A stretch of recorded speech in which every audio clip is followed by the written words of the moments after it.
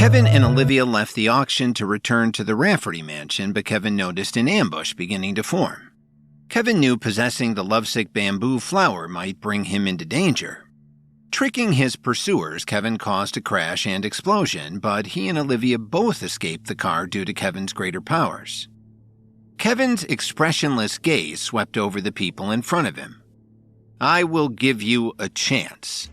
Tell me who sent you here. If you do, I might consider leaving your corpses intact," Kevin said coldly. "Kill him!" The leader of the group let out a cold snort and spoke in a deep voice as if he wanted to use his loud voice to increase his courage to face Kevin. However, even though he had done so when the person beside him rushed toward Kevin, he kept retreating by himself. "You have a death wish." A cold light flashed in Kevin's eyes. He moved his feet slightly and rushed into the crowd. These people could be considered to have good skills among ordinary people, but they didn't stand a chance against Kevin. Kevin was like a wolf entering a flock of sheep. His fists flew out in all directions. He looked as if he wasn't even trying. His fighting skills were way too much for these people to handle. In less than a minute, all of the people who had approached him were lying on the ground begging for mercy. Kevin didn't even look at the people on the ground. He just walked straight toward the leader. "You, don't come any closer," the man cried out, filled with fear. He had been in this business for many years, but he had never met someone as tough as Kevin. For a moment, his legs began to tremble. "I've given you a chance." Kevin gently shook his head and said coldly, "Can't you listen to me? Now you know fear. Don't you think it's too late?" Hearing that, the man fell to his knees with a thud. Mr. Williams, please let me go. I had no choice but to do this. I'm just trying to make a living." Kevin frowned and scolded him. "I will give you one last chance. Tell me who sent you here. Otherwise, you will end up worse than your men." "It was Mason Zimmerman. He gave me $100,000 and told me to find an opportunity to kill you while you were bringing Miss Rafferty home," the man said with his eyes filling with fear. "Mason Zimmerman?" Kevin frowned and looked back at Olivia, who was still standing on the spot. This answer was a little different from what he had imagined. In his impression, Mason treated Olivia like a goddess. It was impossible that Mason Zimmerman did not know that he was with Olivia tonight. The previous actions of these people clearly did not take any precautions to make sure that she would survive. Just as Kevin was in a daze as he considered this, a cold light flashed in the eyes of the person kneeling on the ground in front of him. He quickly took out a knife from his boot and stabbed it into Kevin's abdomen. At the same time, on the streets of Chicago, a few figures were moving quickly on the road. One of them was Renee Silver, but at this moment there was a trace of blood at the corner of her mouth. There were a few bruises on her face and her clothes were also damaged. Officer Emmett and the others beside her also seemed to be in a sorry state. But the unconscious Lily was being carried by Officer Emmett. Not far behind them, Dalton Steele, who was extremely angry, carried his pair of fusion hammers and ran as quickly as he could. He kept shouting for Renee Silver and the others to stop. They had had a fierce fight earlier, but they underestimated Dalton's strength. Although Dalton had managed to suppress Renee and the others for as long as he could, he was only one person. In the end, there was only so much he could do before he was overpowered. Eventually, Renee and the others from the Union were able to buy enough time for Officer Emmett to grab Lily and inject her with something, causing her to fall unconscious. "Renee, I'm warning you, stop right now," Dalton roared angrily. "Dalton, I don't want to hurt you too badly tonight. I'll spare your life to pass a message to Kevin. Tell him that if he wants to save his wife, he can come to the Union for her." After saying this, Renee suddenly stopped in her tracks. What looked like a few emerald green beads flew out of her hand and exploded violently on the ground. Thick smoke immediately spread out, covering the 5 of them. Seeing this, Dalton tried his best to rush through the smoke, but he couldn't find Renee and the others. I will make you wish you were dead," Dalton roared as he furiously swung the fusion hammers in his hands, continuously striking the ground and creating deep pits in the pavement, one after another. Suddenly, he stopped as the smoke continued to swirl around him. He coughed up a mouthful of blood and fainted on the ground. Meanwhile, in St. Louis, although it was already late at night in the study of the Swinton family's mansion, Alan Williams and Richard Swinton had no intention of resting.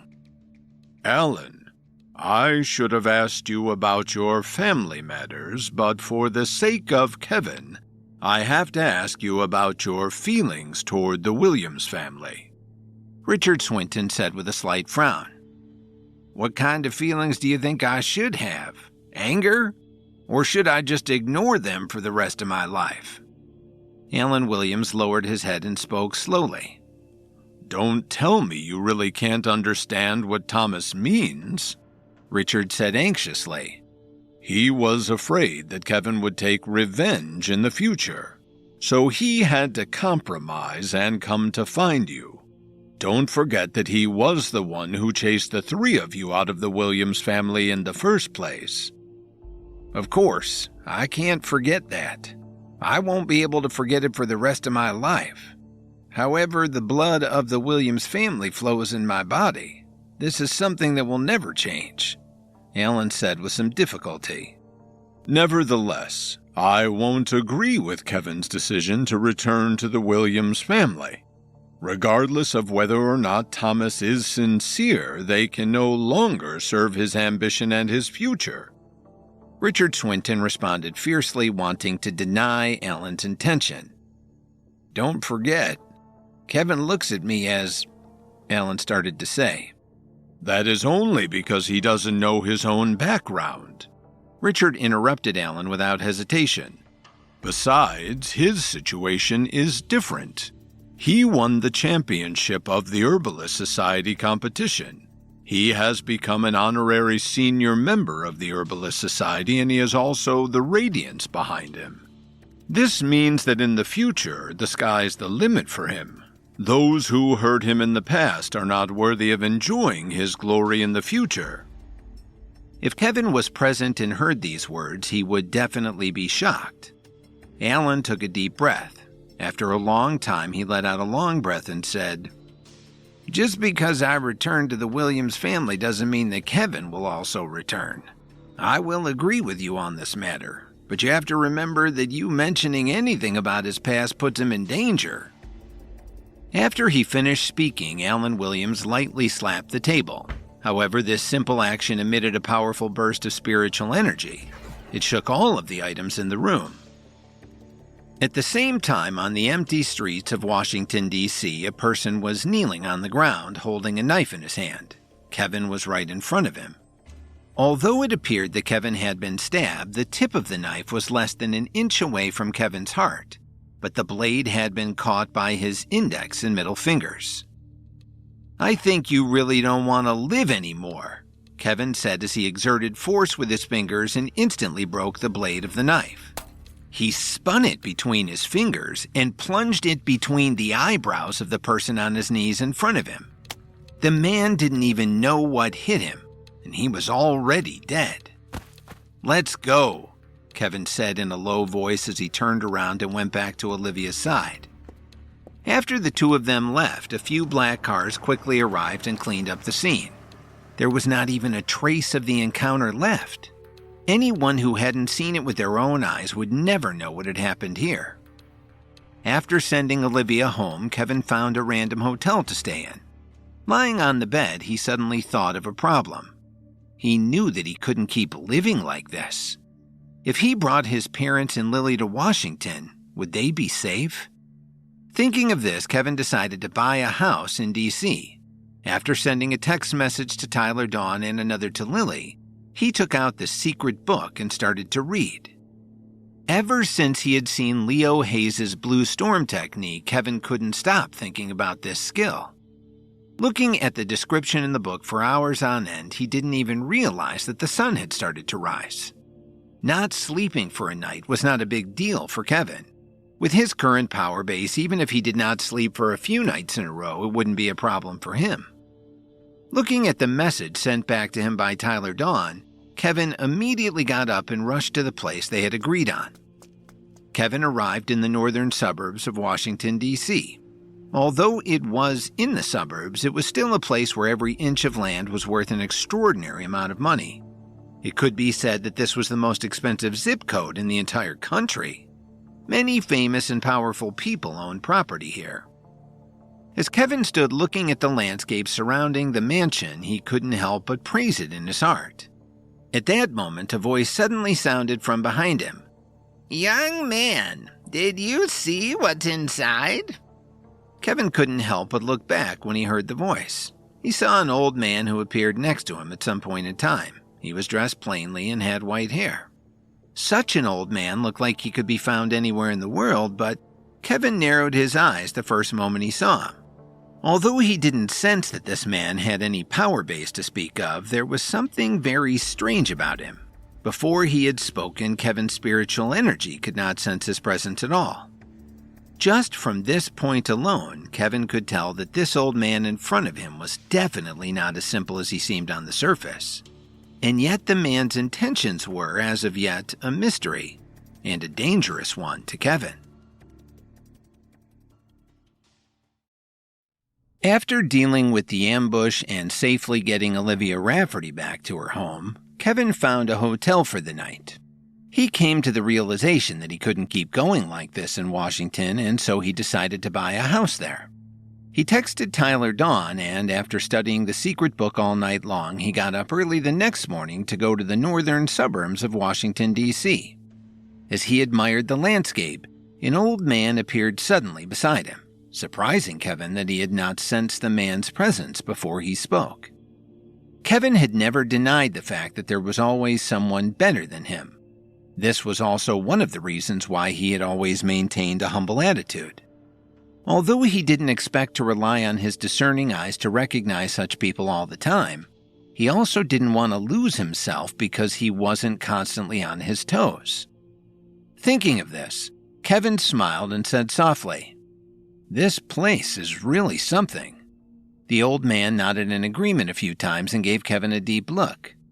"Young man, we will meet again one day," he said. After the old man said this, a breeze suddenly blew over them. Kevin subconsciously rubbed his eyes a few times. When he opened his eyes again, he found that there was no trace of the old man in front of him. Kevin's pupils contracted as he looked around him, shocked at how powerful the old man must be to seemingly disappear without a trace.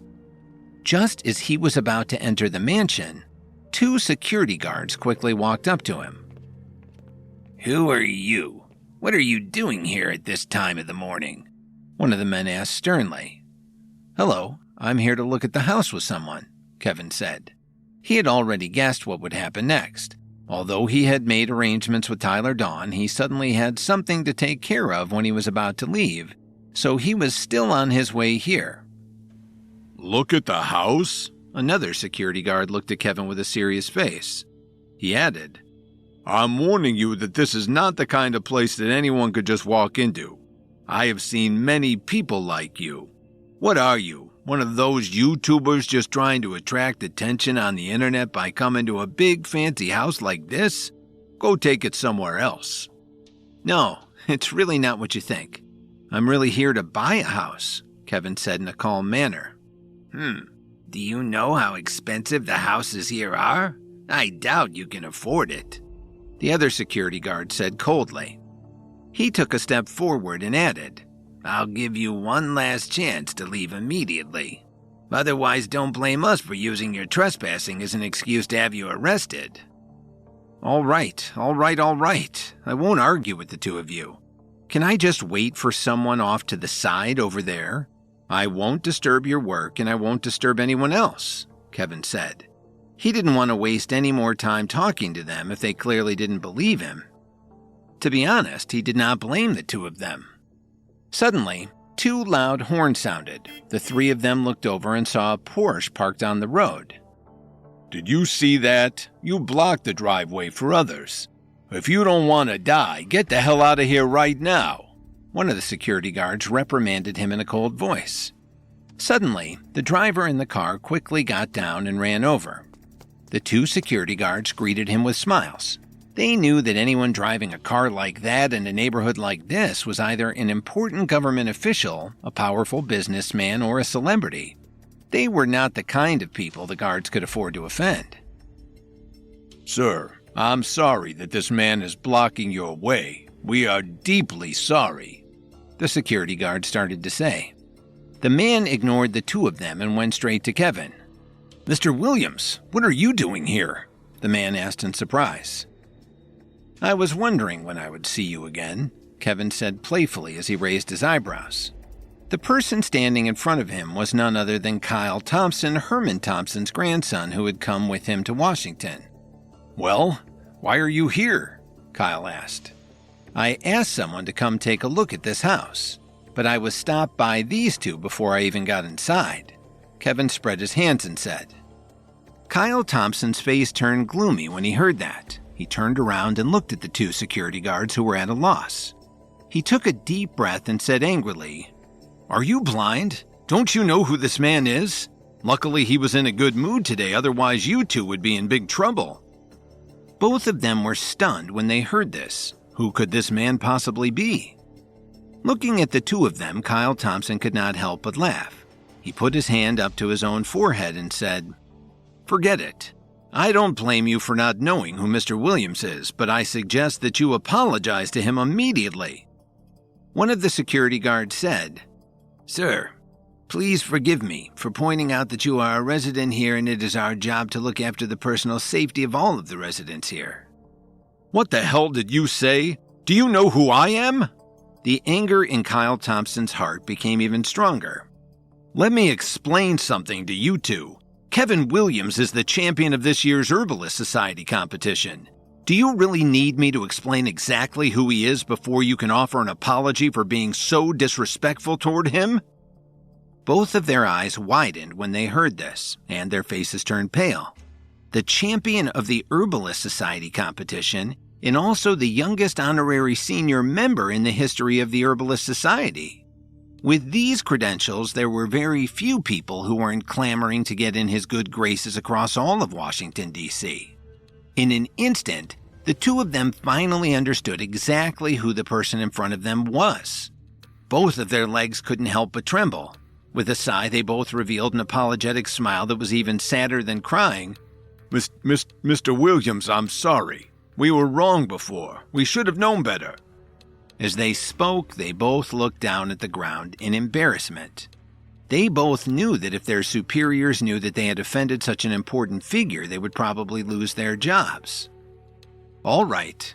What are you doing? I'm not angry with you.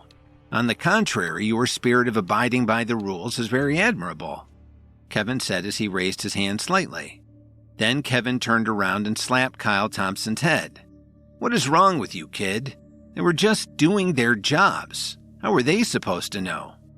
I'm sorry. I was wrong."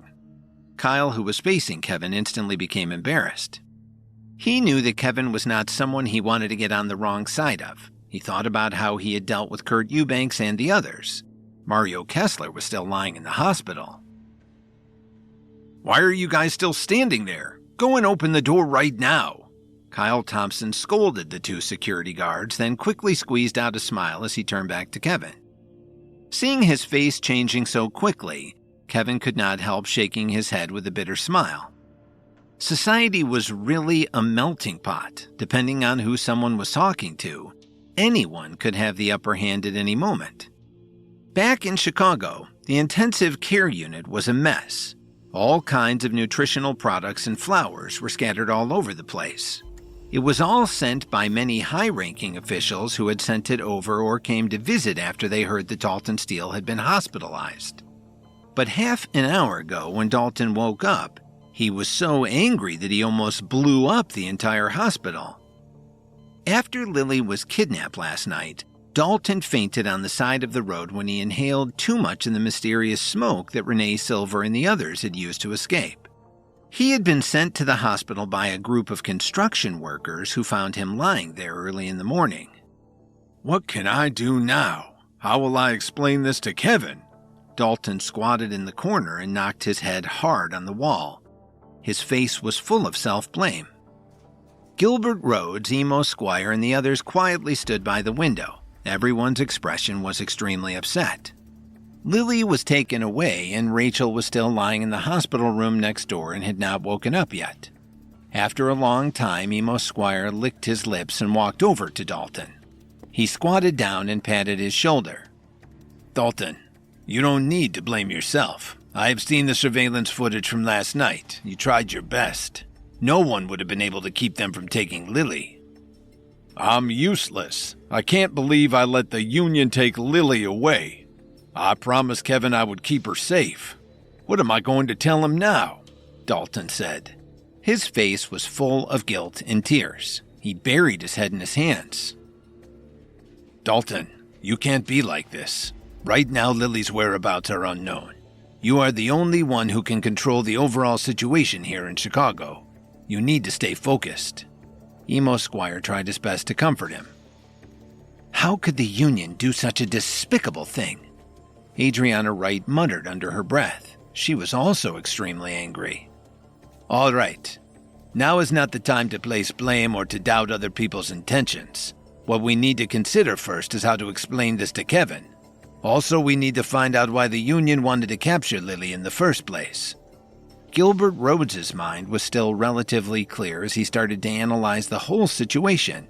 But what he wasn't revealing to anyone yet is that he knew this was a major event that could change the course of Kevin and Lily's lives. After Dalton Steele woke up in the hospital, he couldn't help but blame himself for letting Lily get taken by the Union. Gilbert Rhodes, Emo Squire, and Adriana Wright tried to bring him back to his senses, encouraging him to stop blaming himself and focus on figuring how to bring Lily back safely. Gilbert recommended that they first decide how to break the news to Kevin and then try to find out why the Union wanted to capture Lily in the first place. Gilbert is right. Since it has already happened, it doesn't matter whose fault it was. We need to find out why the Union wanted to capture Lily. What is their motive? Emo Squire held Dalton's shoulder tightly and added, Compared to all of us, Dalton, you are the one who knows them the best. Do you know any reason why they would do this?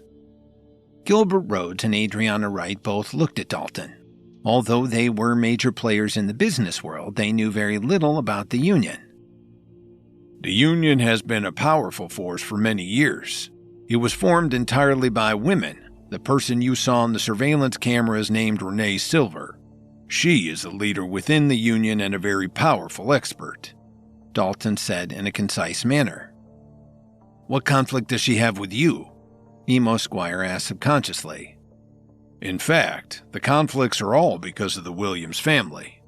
Those people invert the truth.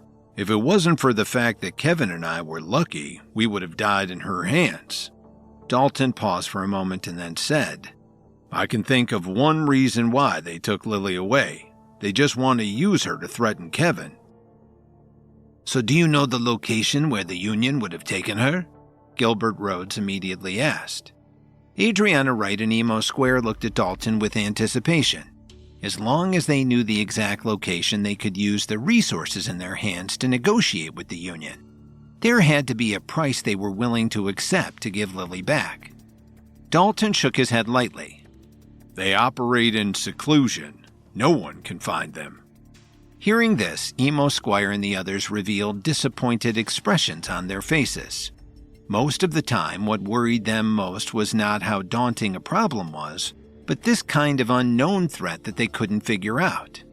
Things that they weren't confident in were often the most fatal. Then what should we do now? Should we inform Kevin immediately? Gilbert asked softly. No. Kevin must be treading on thin ice in D.C. There are dangers everywhere for him to think about there. We can't let him be distracted because of this. Besides, this is my mess and I should be the one to figure it out, Dalton said as he firmly rejected Gilbert's suggestion. Even if we wanted to tell him, we would have to wait until we save Lily first. But we don't know where the Union has her now. Even if we wanted to mobilize to save her, we can't do it unless there is a force stronger than the Union that would be willing to help us. Emo Squire said with a frown. Suddenly, Dalton seemed to have thought of something. He quickly got up and left the hospital room without even saying a word. Seeing this, Emo Squire and the other two were filled with doubts. They had no idea where he was going. A moment later, about a dozen people quickly entered the hospital room. The two in the lead were Julia and Cameron Hill, who Kevin had saved and allowed to join the Radiants. "May I ask if you are Emo Squire, Adriana Wright, and Gilbert Rhodes?" Cameron Hill respectfully asked. "Who are you?" Emo Squire vigilantly scanned the dozen or so people and subconsciously stood in front of Gilbert and Adriana. His actions were obviously seen by the Hill siblings, but they did not say anything. "We are from the Radiants. Mr. Williams sent us to protect his wife. However, we couldn't find any trace of her even after searching the Salix Leaf Complex and the Williams Company. Therefore, we came to find the three of you," Cameron Hill asked with an expressionless face. Hearing this, the three of them immediately revealed troubled expressions. Adriana Wright didn't even know how to react. "Based on the expressions of the three of you, is it safe to assume that something has happened to her?" Julia Hill had sensed this was the case as soon as she walked into the hospital room. Suddenly, Emo Squire let out a long breath. "There's no use hiding it. To tell you the truth, Lily has been captured by the Union," he said. "When did this happen?" Julia asked, her face instantly becoming serious. "Just last night," Emo Squire said guiltily. Julia and Cameron Hill looked at each other and immediately turned and left the hospital room with their men. "Now we better think pretty quickly about how to explain this to Kevin," Gilbert Rhodes said with a tight expression. Adriana Wright shook her head a few times and had a bitter smile on her face. Meanwhile, in the director's office of the Healing Arts School, Dalton Steele explained everything that happened last night. "Bastards!" Wayne Ford slapped the table hard. "How could the Union do such a thing? Capturing someone's wife to threaten them? They are truly shameless." "It is indeed too much, and doing so right in plain view of surveillance cameras." Harley Shepard's expression was also angry. "I have repeatedly warned her about this. I didn't think that she would dare to ignore me," Wayne Ford said coldly. "Immediately arrange for someone to go to the Union and get Lily back. Tell Renee Silver that if she does not hand her over, I will personally pay her a visit." "I think that even if you go to the Union personally, you might not be able to get her back," Harley Shepard said while glancing at Wayne Ford indifferently. "What do you mean?" Wayne asked. Dalton Steele looked at his teacher confused. Ever since he became Harley Shepard's disciple, Dalton finally understood just how powerful Wayne Ford was. It could be said that there weren't many people who could go toe-to-toe against him. "Have you forgotten that she has been in seclusion for many years?" Harley Shepard said faintly. Wayne Ford was stunned when he heard that. He sat back in his chair with a troubled look on his face. "After losing to you 30 years ago, she went back to the Union to develop her power base in seclusion. It was also because of this that the entire Union began to cease fighting. Think about it. Why would she be so daring now? Isn't it enough to prove anything? Perhaps she isn't afraid of us. If she's not afraid of us, it's safe to say she has a good reason not to be," Harley Shepard said, carefully analyzing the situation. "What do you mean?" Dalton asked in confusion. "It is best not to ask about it," Harley said, glancing at Dalton. He was very satisfied with Dalton as his student. Although his temper was a little violent, it was rare for anyone to reach the level he had reached at such a young age. "If she comes out of seclusion, the Union will certainly make a big move in short order. At that time, even if you don't take the initiative to find her, she will come and find you. Who asked you to treat her like that in the past?" Harley Shepard said with a faint smile. Dalton was shocked when he heard this. He didn't expect to hear such explosive gossip by accident. Wayne Ford was embarrassed by what he said. He looked at Dalton, who was trying to hold back his stare, and scolded him angrily. "What are you looking at? Be careful. This old man will teach you a lesson." Dalton quickly straightened his expression. "Then what should we do about Lily?" he asked. "There's no need to panic just yet," They would never do anything to Lily so soon, Harley Shepard said confidently. He added, however, given the existence of our healing art school in Chicago, the union clearly has no regard for the unwritten rules of how things are done. They are indeed too bold. If we don't teach them a lesson, the healing art school will become a laughingstock. Wayne Ford frowned and said, It's time to make a call to the underground dungeon. In the northern suburbs of Washington, D.C., Kyle Thompson strolled leisurely in a courtyard beside Kevin. A young woman in a light blue dress approached Kyle and took his arm. Kyle, you haven't introduced your friend to me yet, Kevin said as he gave this woman a profound look. Kevin could clearly feel a strong sense of hatred toward him from her. Oh, her name is Anastasia Owens. Kyle Thompson smiled and introduced the two of them. Anastasia, I know who he is.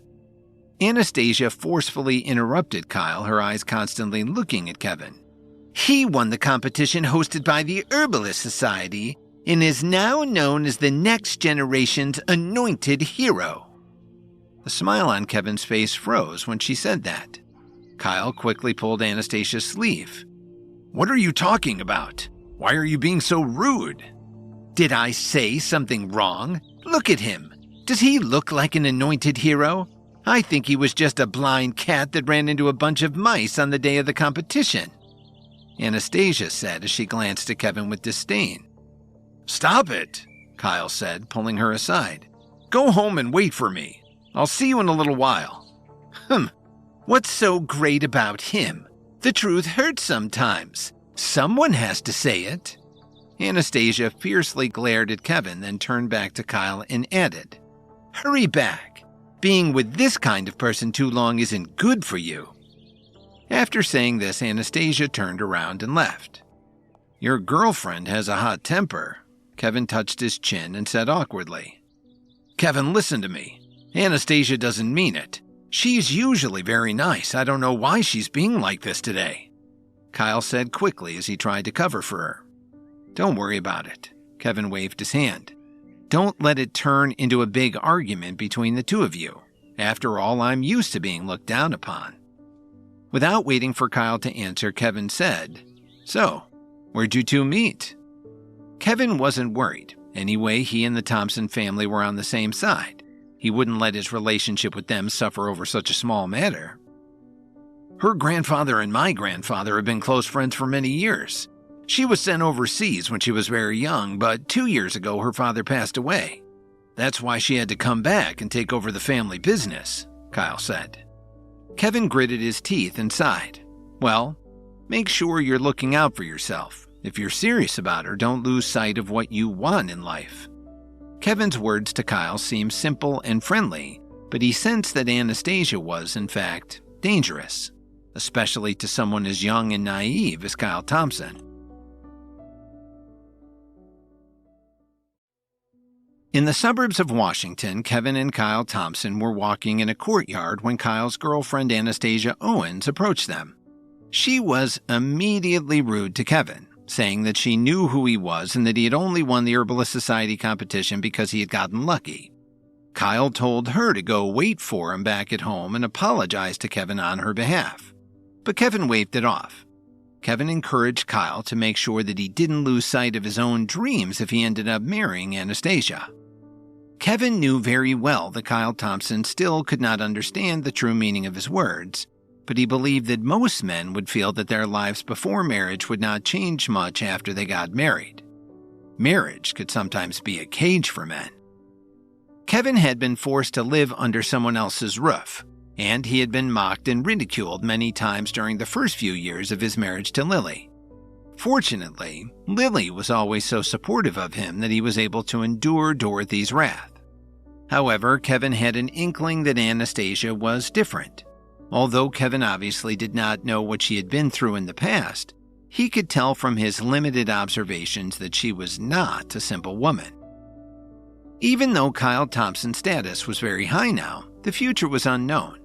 Should Kyle go downward, it wouldn't surprise Kevin to see Anastasia turn on Kyle and make his life miserable. However, there was still a long way to go for him. It was not certain how anything would end. Thinking of this, Kevin looked at Kyle with sympathy and started to worry about him. "What do you mean? Why can't I understand?" Kyle asked curiously. "It doesn't matter if you don't understand it now. I believe you will understand it in the future." Kevin patted his shoulder and showed his worldliness as he educated him. "Since you are not married yet, just take some time now to make sure you know what you want in life." "Kevin, why do you sound more and more mysterious?" Kyle asked in confusion. Kevin didn't say anything else. He just smiled and maintained a strong look on his face. Suddenly, Kevin's phone rang. To his surprise, the caller was not Tyler Dawn, but Spencer from the Radiance. "What's wrong?" Kevin said as he answered the phone without hesitation. "Something happened," Spencer said seriously. "Julia and Cameron Hill just sent back the news that Lily was taken by the Union last night. Dalton Steele seems to have been injured as well." Hearing this, the smile on Kevin's face froze, and then quickly disappeared, leaving a blank expression on his face. He asked coldly, "What happened?" "They came to Chicago early this morning." Spencer told him everything he knew in detail.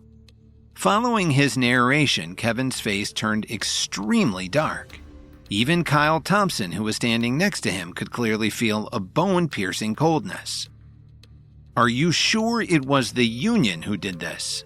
Kevin squinted his eyes and asked. "I've already checked the surveillance footage personally. The Union is responsible without a doubt," Spencer said bluntly. "Tell the Hill siblings to stay in Chicago. Leave the rest to me," Kevin said as he held his phone tightly, his eyes filled with rage. Seeing Kevin's strange expression, Kyle Thompson cautiously asked, "Kevin, what happened?" "It has nothing to do with you," Kevin said as he quickly glanced at him and then dialed Dalton Steele's number. At that moment, the anger in Kevin's heart was burning intensely. He had been on guard against the Kessler family and the potential threat of Michael Rafferty. The Union, which he had long forgotten about, had actually taken advantage of his attention being elsewhere. The phone rang a few times before it was picked up. Unlike the way Dalton would handle the situation, Kevin questioned him at the first possible moment. "I need a reasonable explanation, right now," he shouted. Dalton was silent for a few seconds. Finally, he said with difficulty, "Kevin, I am sorry for not being able to protect Lily. This is all my fault." "What do you mean? What are you good for anyway? I gave you one task and you couldn't even keep the Union away from Lily? Do you have a brain or not?" Kevin roared. If it was in the past, Dalton Steele would have retorted even if he was in the wrong. But this time, he did not know how to explain things to Kevin. Kevin kept taking deep breaths. In the end, the rationality in his mind overcame the thought of rushing back to Chicago and beating Dalton Steele to death. "Dalton, don't tell me you have nothing to say to me," Kevin said. Although he was extremely outraged, his anger toward Dalton could never last too long. "Kevin, I have let you down. I understand that. I have already approached Wayne Ford and Harley Shepard about this. They both said that they would help by going to the Union to negotiate. As long as we can save Lily, that's all I care about. After that, you can punish me however you want," Dalton replied loudly. However, his voice clearly carried a weak sobbing tone as well as a strong sense of guilt. "What's the use of punishing you?" Kevin said unhappily. "Did they say anything to you as they were taking her?" "She said that if you want to save Lily, you have to go to the Union personally," Dalton said before adding, "Kevin, if you want to go, you have to take me with you." "We will talk about that later," Kevin said before abruptly hanging up the phone. Kevin asked Kyle Thompson to get in touch with Tyler Dawn and tell him he wouldn't be able to look at the house that day. Kevin left and soon came to the headquarters of the Reaper Squad. Without Scott Whitney leading the way, Kevin was on his own as he walked into the forest toward the compound. But as soon as he entered the forest, dozens of infrared rays shone on him from all directions. "Leave this area at once," a dignified voice suddenly sounded. If you take another step forward, we will shoot. I want to see Matthew Thames. Kevin's eyes quickly scanned the surroundings. The source of the infrared did not take him seriously. How dare you? What makes you think you can see Matthew Thames? The voice sounded again. I'll give you one last chance. Get lost now, or we will shoot. If that's the case, then you can blame me later for breaking in. Kevin did not want to waste his breath. Kevin, who suddenly exerted his strength, shot out like a cannonball. His speed was not something that the people hiding in the forest could keep up with. However, almost at the same time, ear-piercing alarms rang out one after another. The red warning lights quickly flashed all throughout the forest.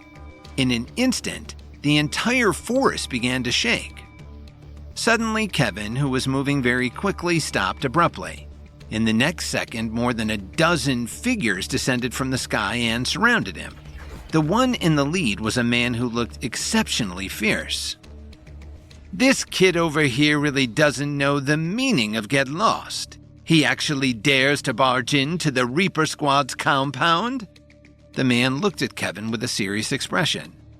I'm here to see Matthew Thames. Maybe you should ask him to come out. I will leave after I have a chance to speak to him. Although Kevin was answering the man's questions, his eyes had already moved past the man's body. He looked at the metal door that was slowly closing behind him. Who do you think you are? Do you think you deserve to just show up here and demand a meeting with Matthew Thames? The man retorted as he looked at Kevin with disdain. Why waste your time with him? Let me take care of him, a skinny man suddenly said. As soon as he finished speaking, he shot toward Kevin. His body was emitting a faint purple light and his power base was very high. In the blink of an eye, he had arrived in front of Kevin. He bent his right hand into a claw and reached out with lightning speed. He forcefully grabbed Kevin's shoulder and pushed it downwards. Kevin frowned slightly. He could clearly feel a strong wave of spiritual ki flowing out of this person's hand. You think you can take me down with just you alone? Kevin said coldly. He stomped his right foot on the ground and a violent surge of spiritual energy immediately gushed out. In an instant, the thin man was sent flying by the impact. The person who had initially approached Kevin called out worriedly.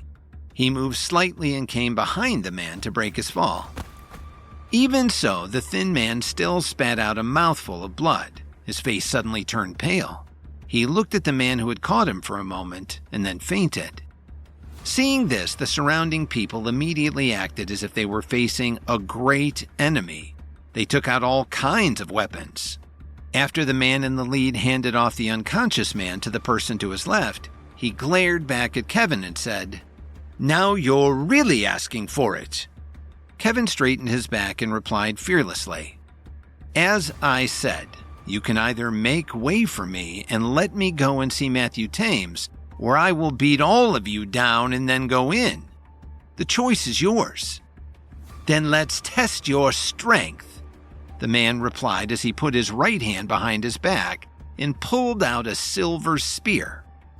Immediately after that, he attacked. His wrist moved slightly, and before he could even reach Kevin, the tip of the spear was twirling at an incredible rate. The surrounding people all took several steps back at the same time, as if they wanted to give the two of them plenty of room to fight, or rather, to avoid getting injured by the man. The long spear in the man's hand was like a poisonous snake spitting out its wick. At that moment, Kevin felt an unprecedented sense of danger. He quickly turned around. The spear cut his skin before he even realized it was upon him. Although the wound was not wide, it was extremely deep. Blood immediately flowed out. Before Kevin knew what had hit him, the tip of the spear was stuck in his shoulder. The left side of Kevin's face, along with his neck and shoulder, felt a sharp pain. The man turned the spear around and swept it toward Kevin's head. Kevin leaned to the right decisively. When his body was about to fall to the ground, he stretched out his right hand to support his weight. At that moment, it was very difficult for him to continue dodging. Of course, the man would not let go of such a good opportunity. The spear in his hand moved up and down toward Kevin's waist. All of the onlookers present did not believe that Kevin could still continue dodging the flurry of attacks in such a state. Kevin's pupils constricted violently as he managed to reach behind his back and pull out the night dagger, like a black light suddenly blooming. As Kevin approached the Reaper Squad's compound, a voice warned him to leave immediately. Kevin refused to leave before seeing Matthew Thames. Several people dropped down in front of him, and the man in the lead again ordered Kevin to leave. After a second man stepped forward to attack, Kevin dealt with him quickly and sent him flying backward before the man fell unconscious. The first man came forward with a spear with incredible speed and produced a gash in Kevin's shoulder.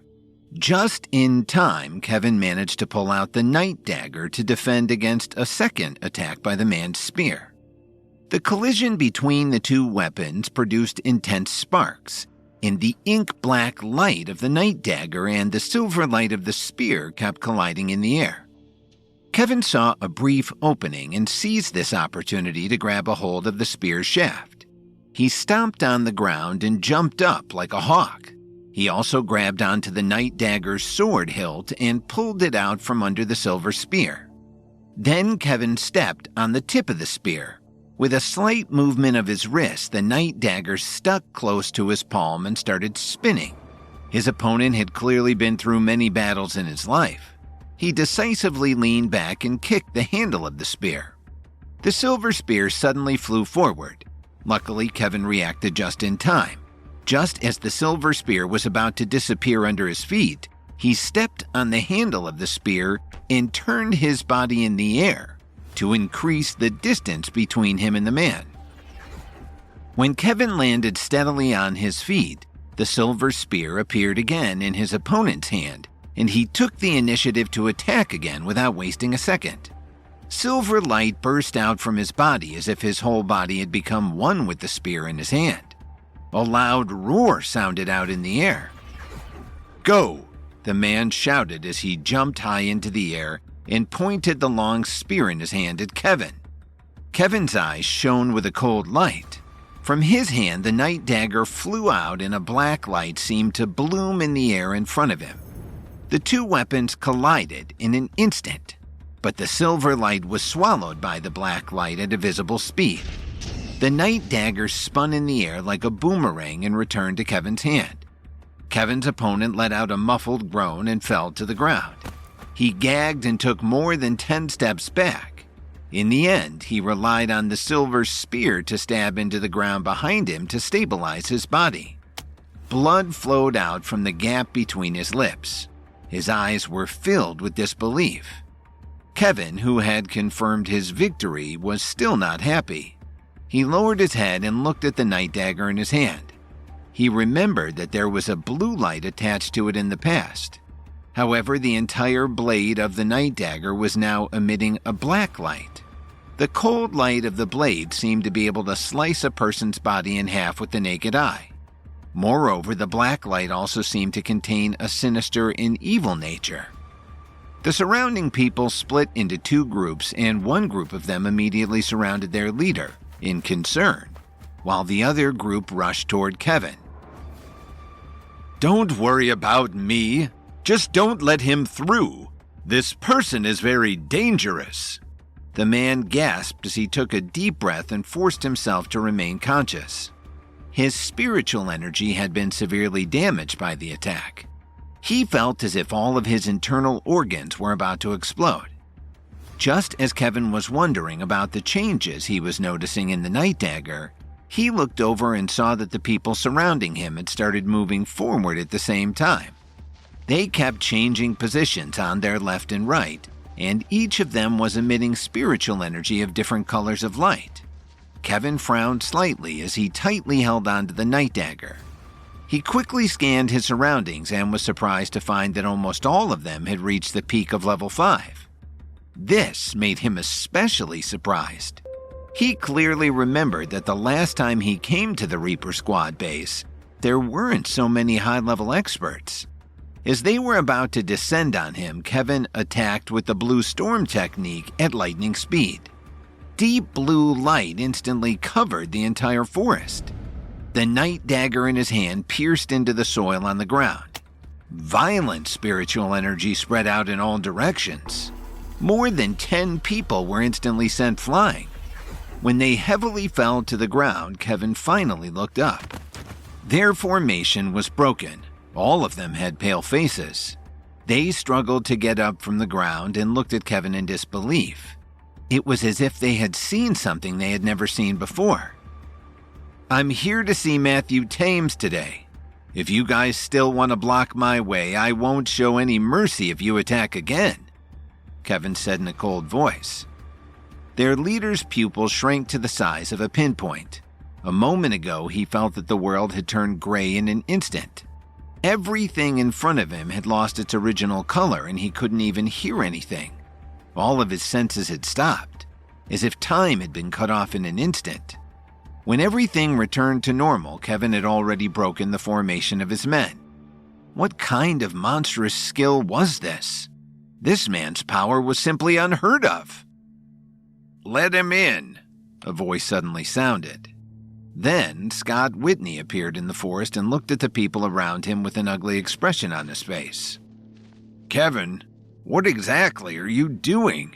You tried to break into the Reaper Squad headquarters for no apparent reason and injured so many of our people. What could possibly be so urgent?" Scott Whitney reprimanded him with a stern voice. "If it wasn't for the boss asking for you to come in, I would have to teach you a lesson."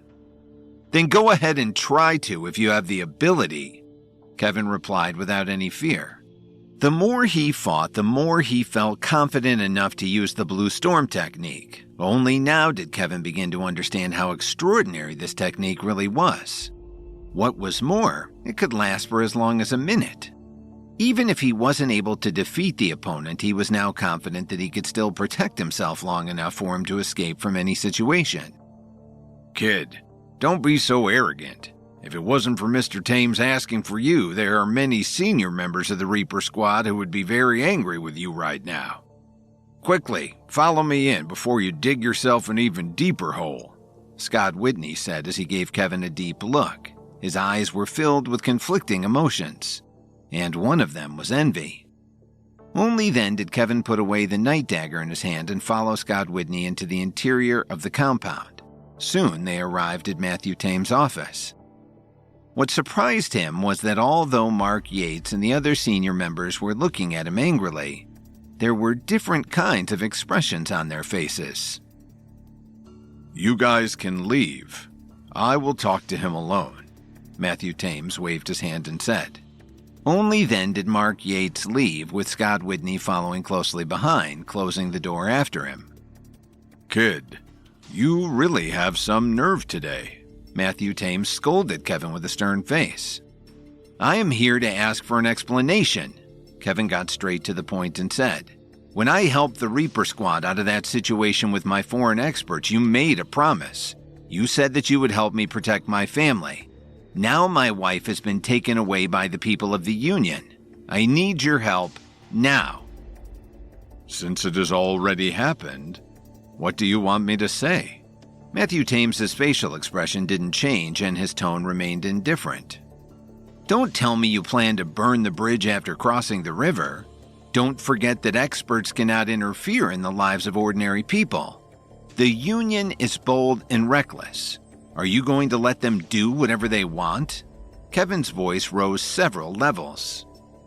"Are you an ordinary person? Your wife is a student of the Healing Arts School, is she not? Although her power base is not very high, she can no longer be considered an ordinary person.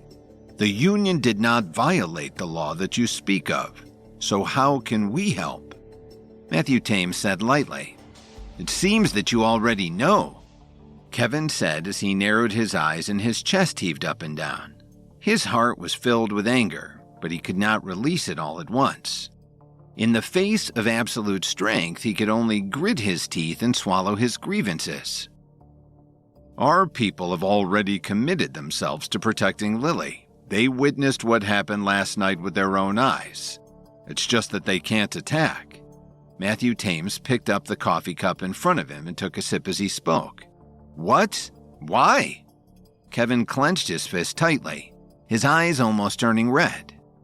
The reason is very simple. The Reaper Squad is a special government department.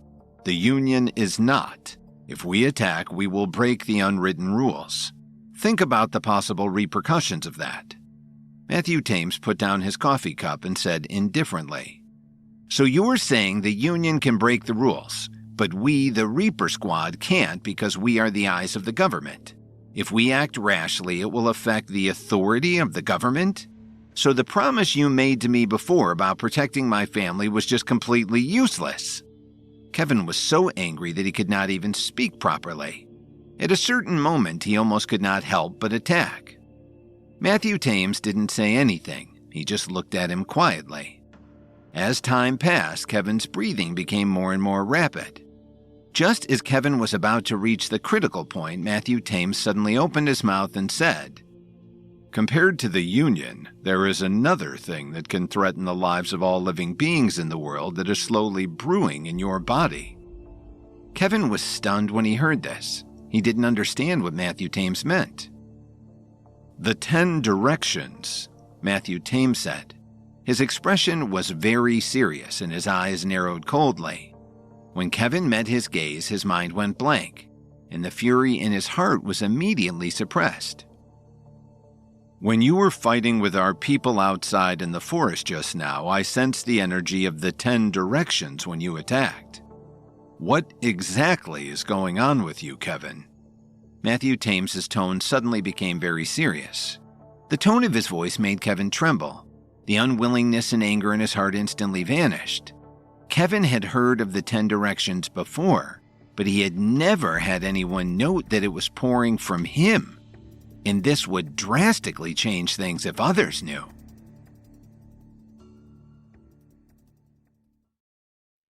After Kevin fought his way through the men outside the Reaper Squad's compound, Scott Whitney put an end to the fight and told Kevin that Matthew Thames wanted to see him.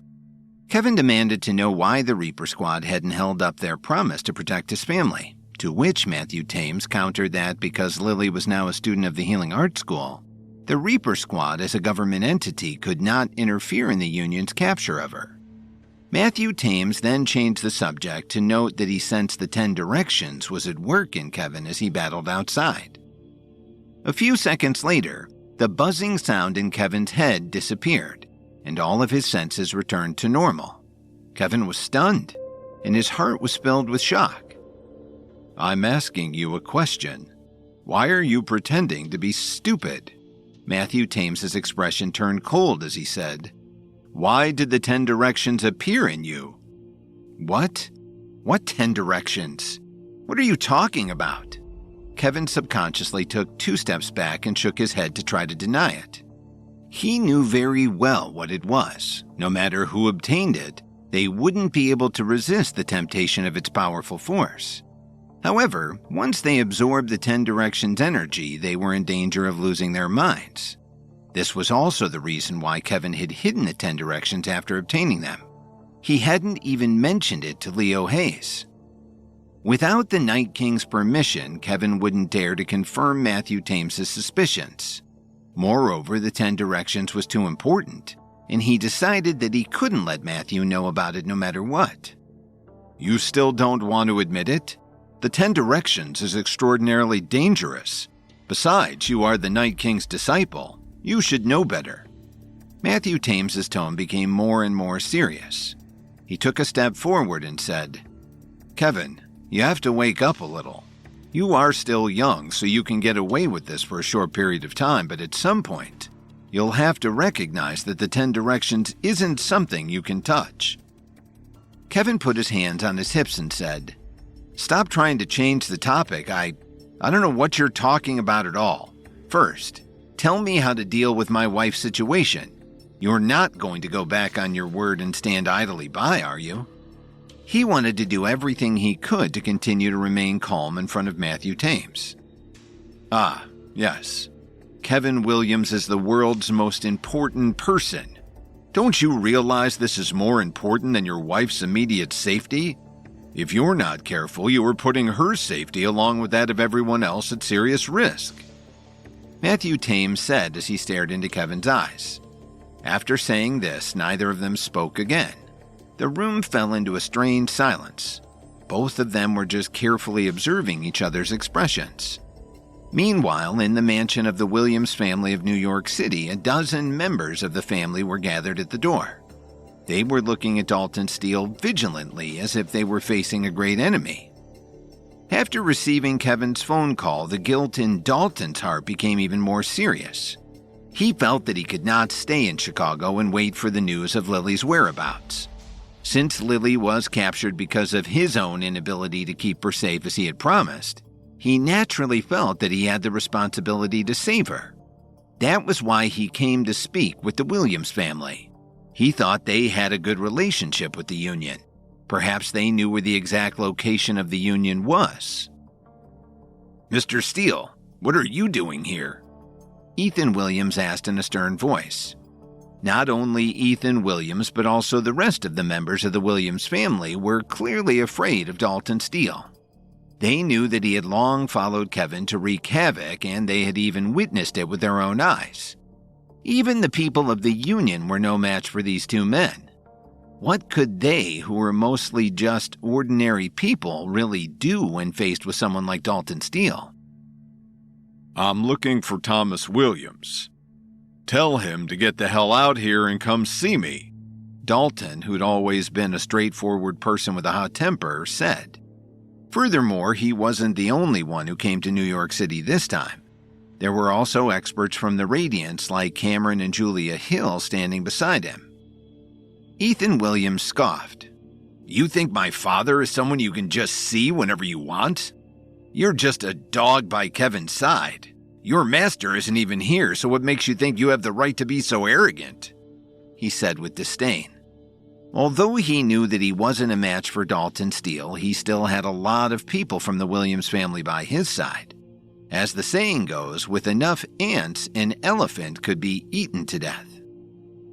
At least Dalton had stepped into the territory of the Williams family. This alone had given Ethan Williams some confidence.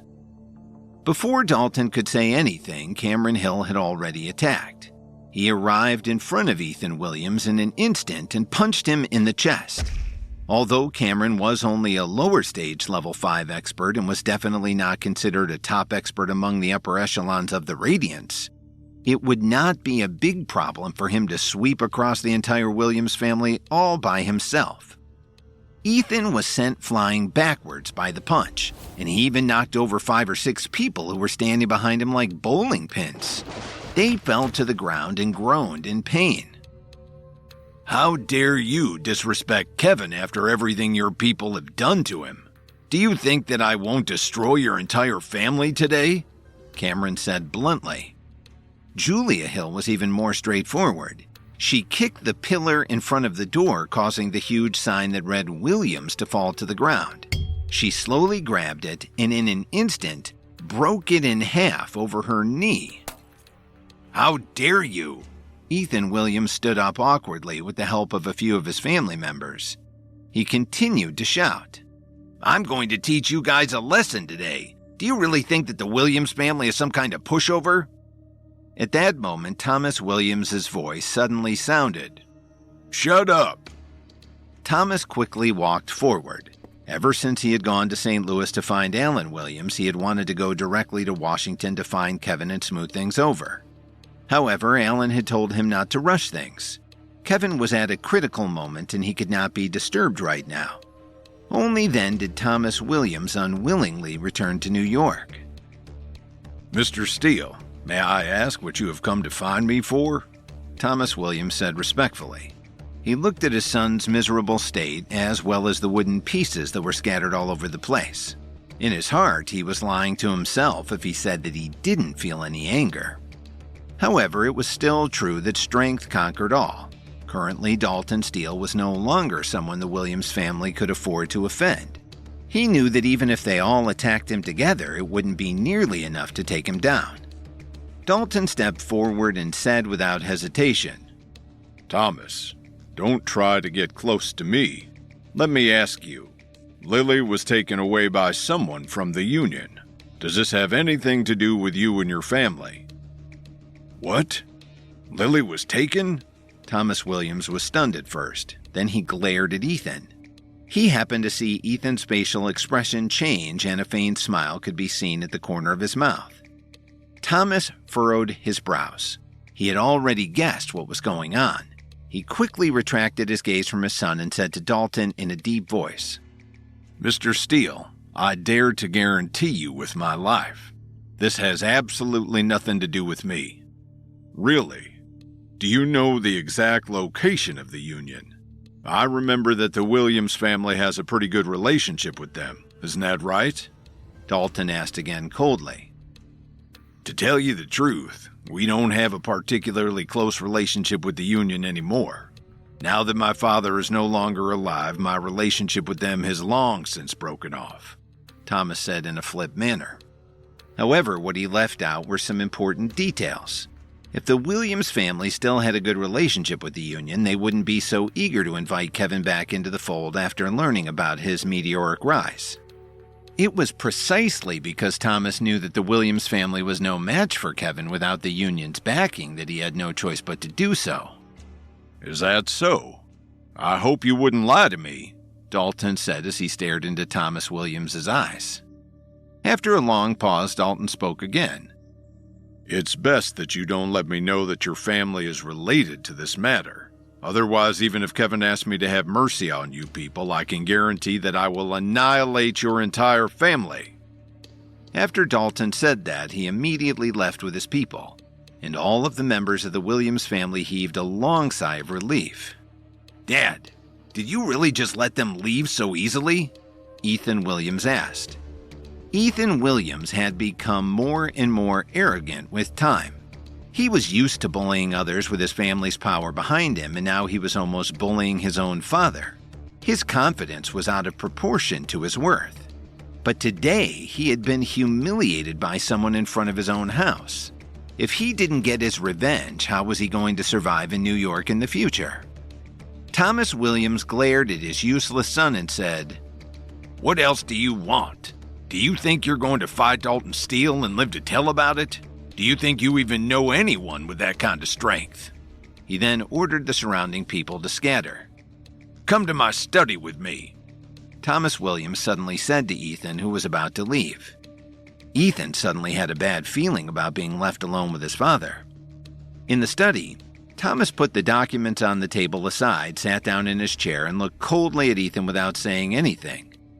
Ethan felt very uncomfortable being stared at like this by his father. It took him a lot of effort to muster up the courage to ask, Dad, why did you call me here? In the past, I thought you only knew how to bully others who were beneath you with your power. I didn't expect you to be so bold. You actually dare to do such a thing like this behind my back? Thomas's face became even darker. Dad, what are you talking about? I don't understand what you're saying. Ethan felt so guilty that he started to stutter. You don't understand. Do you really want me to say everything out loud? Thomas suddenly slapped the table hard.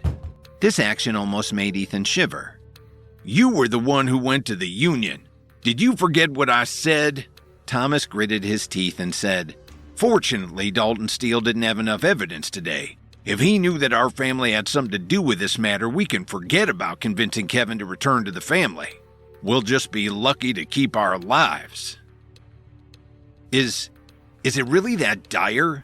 Isn't that piece of trash Kevin in Washington now? Besides, I've done all of this very covertly. There won't be anyone who knows, Ethan started to say. But before he could even finish speaking, Ethan suddenly realized that something was not right. He hurriedly covered his mouth with his hand. He was the one who informed the people of the Union. However, Ethan could not inform them of the cause. Instead, he sent someone to contact Officer Emmett. That was the reason why what happened last night had happened. So, you finally let it slip, didn't you? Ethan, how dare you? Thomas snapped. Do you know what kind of disaster this will bring to our family if the truth of this is exposed? Dad, is there a need for that? Kevin isn't that dangerous, is he? Could it really be that our family is really that afraid of him? Ethan said stubbornly. Upon hearing this, Thomas slowly walked up to him and slapped him hard across the face. The force of the slap was so great that Ethan fell to the ground. A palm print could clearly be seen on Ethan's face. "What a useless kid you are. What does that pig brain of yours know about anything?" Thomas said as he kicked Ethan in the stomach. He couldn't believe just how much he had failed to live up to his expectations.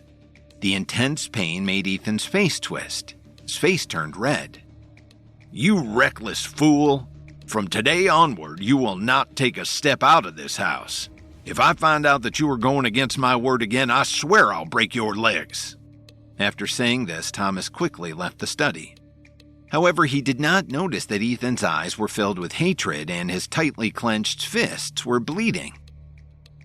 Meanwhile, in the headquarters of the Reaper Squad in D.C., Matthew Thames and Kevin had talked about many things and had tried to reason with each other. Only then did the unwillingness and anger begin to slightly ease. "Anyway, you already know what happened. The fairness of the Reaper Squad can't be questioned," Matthew Thames comforted him in a soft voice. "You've talked so much. You just want to keep the Reaper Squad out of the picture, right?" Kevin said with dissatisfaction. "Why are you still being so stubborn?" Matthew Thames scolded him angrily. Then he said, "I just didn't expect you to have mastered the skill of time." "What do you mean?" Kevin asked, not understanding what he meant. This was the first time he had heard someone say that. Although Kevin had a feeling that Matthew Thames was talking about the Blue Storm technique, he couldn't grasp how it could be related to time. Kevin had always had complete control of his powers, but now, suddenly, he wondered if they were greater than he had ever known. As Kevin continued to argue with Matthew Thames about the Reaper Squad's inability or unwillingness to intervene in Lily's situation and honor their promise to protect Kevin's family, Matthew scolded Kevin for being stubborn. He insisted that the fairness of the Reaper Squad's approach to the situation couldn't be questioned, and made a reference to Kevin's ability to master the skill of time. While Kevin assumed he was referring to the Blue Storm technique, he didn't know exactly what Matthew Thames was talking about. Matthew couldn't help but smile when he saw the puzzled look on Kevin's face. From his point of view, it was only natural that Kevin didn't understand. "You don't understand, do you?" Matthew Thames asked plainly. "Would you care to explain it to me?" Kevin retorted. He really did not understand the specific concept of time that he seemed to be referring to. "It is said that the combination of space and time gave birth to the existing universe. When an expert breaks through the limit, they will face something of a trial." Matthew Thames explained slowly, giving Kevin enough time to think about the meaning behind his words. He added, "However, time is the most mysterious of all abilities because it is traceless. All the time units that you know of now have merely been defined by humans. However, this is only a basic way of expressing time.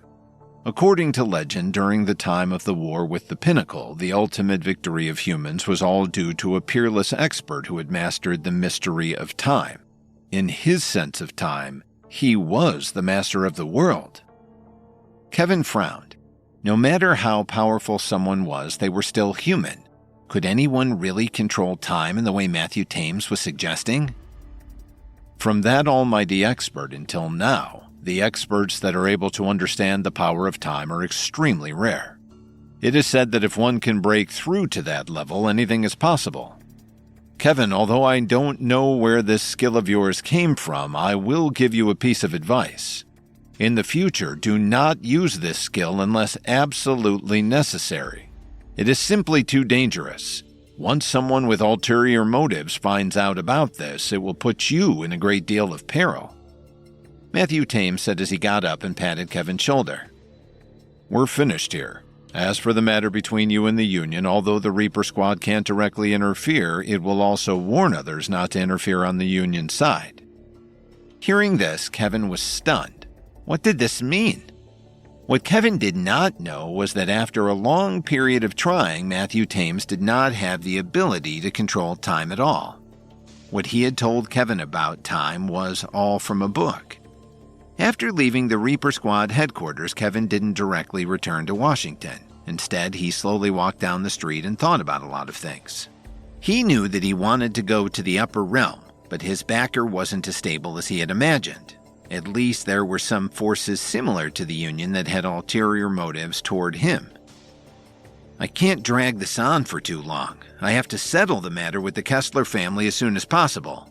After establishing as firm of a foothold as possible in Washington, I have to eliminate the Union as a warning to others.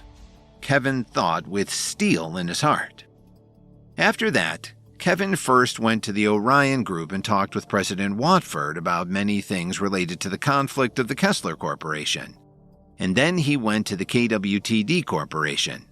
When he arrived, Tyler Dawn poured him a cup of coffee and asked, "Kevin, what happened earlier today? Kyle Thompson said you don't want to look at the house anymore?"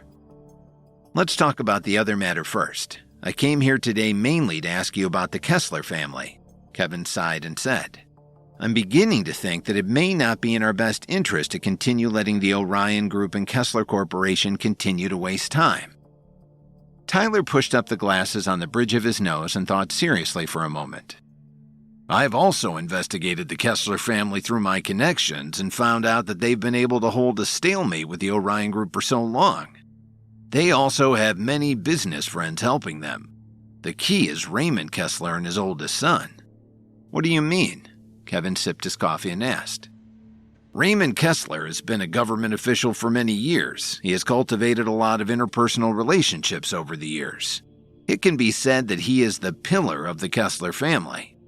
In addition, his oldest son has a high rank in the military. He is in charge of a special department. Although things are relatively peaceful right now, he has a lot of combat experience. It can be said that he is the secondary layer of insurance for the Kessler family," Tyler said, giving him his analysis of the family.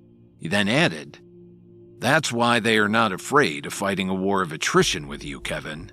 The existence of one high-ranking civil servant and one high-ranking military official has already made the Kessler family impregnable. Therefore, if we want to truly take them down, we have to take an unconventional approach." "What do you mean?" Kevin asked thoughtfully. "It's very simple. We need to think outside the box. Their connections are strong, but their finances are not. We just need to find a way to circumvent their connections. At that point, the Kessler family will quickly collapse," Tyler said in a relaxed manner. Only now did Kevin come to a realization. He had been neglecting this point all along. According to what he knew, the other three families had been standing on the same starting line, but why had the Kessler family been able to lead them so far? They must have some unsavory skeletons in their closets that had given them a leg up.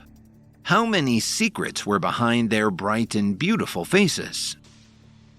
If the secrets of the Kessler family were revealed to the public, no matter how high and mighty Raymond Kessler was, they would surely suffer.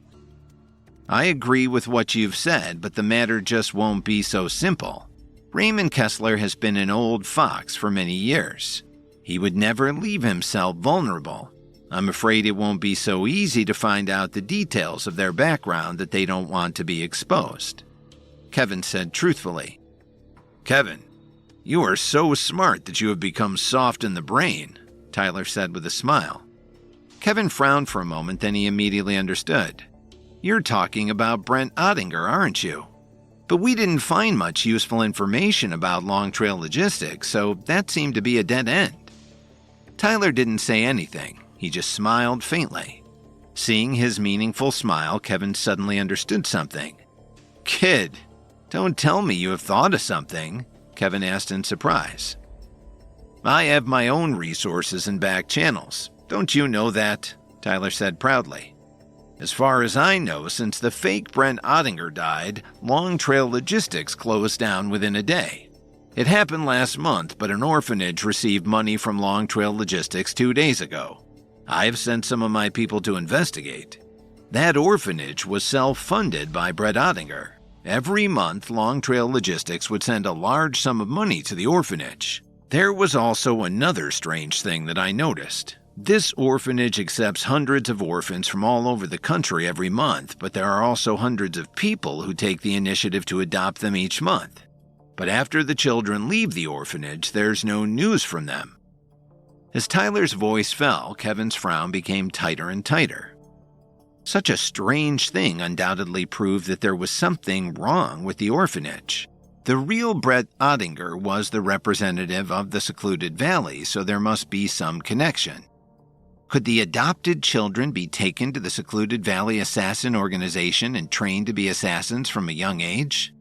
Of course, hundreds of children would definitely go through some kind of process of selection, and in the end, very few would be able to make it through.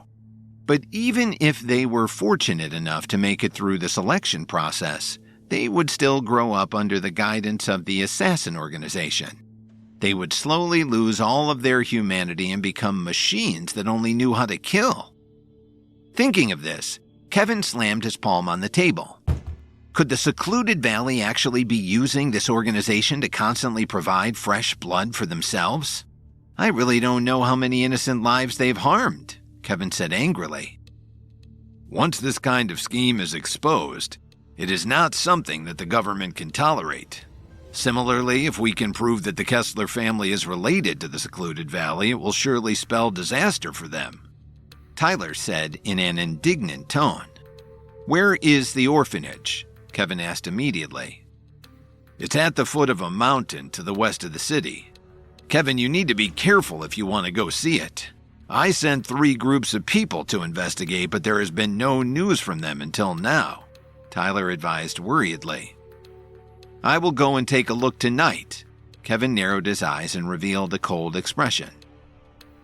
In the mountains, in a room at the back of a building owned by the Union, Officer Emmett was quietly sitting by the bed. Suddenly, Lily, who had been unconscious, woke up. However, she showed no signs of panic. On the contrary, she calmly sat up in bed with an expressionless face. Aren't you curious about where you are? Officer Emmett looked straight at her and asked. Is it important where exactly I am? You have already caught me. If I know where I am, could it be that I can more easily escape? Lily glanced at her and said calmly, You're very different from what I imagined. You are still able to remain calm given the circumstances. Officer Emmett said coldly as she crossed her arms in front of her chest. Since Kevin started to rise and prosper, I have no idea how many times I have found myself in a situation like this. It is nothing more than trying to use me to get something from Kevin. Isn't that right? Lily suddenly paused and turned her head to look at Officer Emmett before continuing. She then said, But you surprised me. As a police officer, you really should have known better. Don't you know what happens to cops in prison? Officer Emmett said, You don't have to worry about me. Since you've woken up, I will leave now. I will remind you that this is the Union's territory. As long as you don't leave this room without permission, no one will do anything to you. My target is Kevin. When he comes to save you, I will naturally let you go out and collect his corpse. Trust me, if Kevin dares to come here to try to save you, he will die here. After Officer Emmett finished speaking, she walked straight out of the door. When the door of the room was closed again, tears could no longer be held back and flowed out of Lily's eyes. But she immediately covered her mouth with her hands, not letting herself make a sound. Weakness and fear were emotions Lily vowed not to show to Emmett.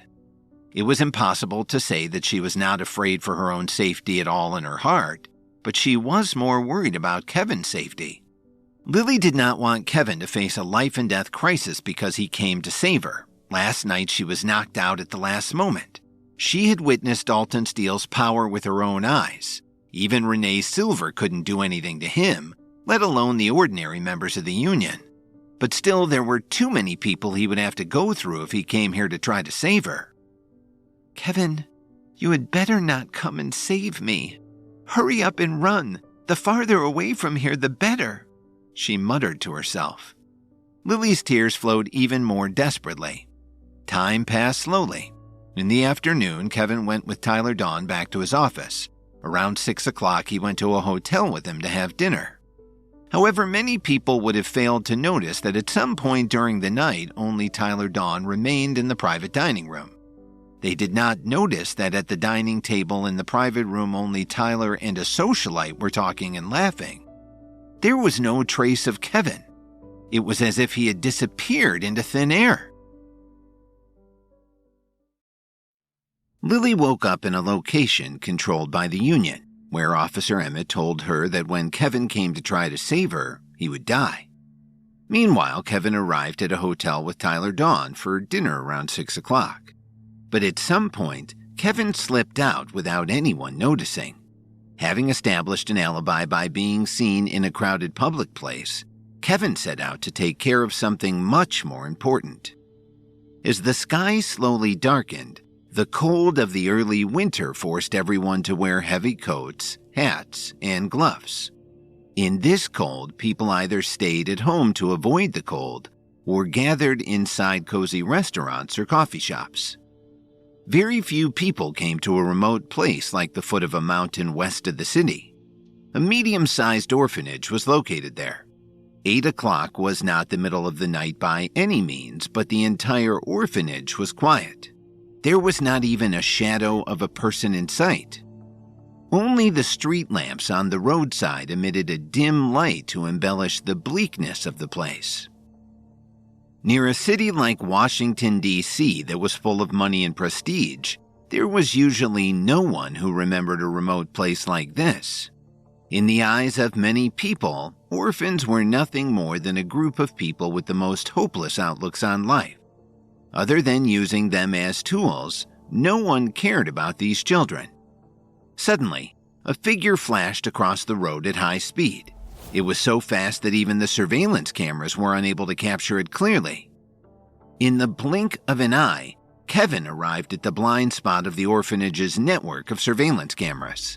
His entire body was pressed firmly against the wall, and his eyes kept scanning the courtyard. He looked at the watch on his wrist. It was only slightly past 8 o'clock. At this time, although the children in the orphanage would not be as noisy as during the day, they would surely not be so quiet that one would be able to hear a pin drop. Under the darkness of the night, Kevin moved quickly along the wall. Through the window, he observed the situation in the building, but he did not find any traces of the children. Even the tables and chairs in the classroom were covered in a thick layer of dust. Could it be that Tyler made a mistake? Was his information wrong? Kevin couldn't help but think to himself. Suddenly, Kevin looked up and saw a bright light shining out of the window on the 4th floor, as if it was caused by the curtain not being fully drawn. Kevin immediately scanned the building and found the ladder of a fire escape to climb up the side of the building. The crystal chandelier in the room on the 4th floor was emitting a bright light. The floor was covered with expensive carpets. On the table made of pear wood, there were several bottles of expensive wine and a few plates of dessert and fruit. A man who looked to be in his 30s was wearing a colorful and expensive suit. In his hand was a burning cigar, and in his other hand was a wine glass. He placed the cigar in his mouth and exhaled a large cloud of smoke. His face was full of pleasure. At that moment, another man walked into the room. He greeted the man respectfully and said, "The director has already taken care of it. All of the children have been sent to the headquarters in batches.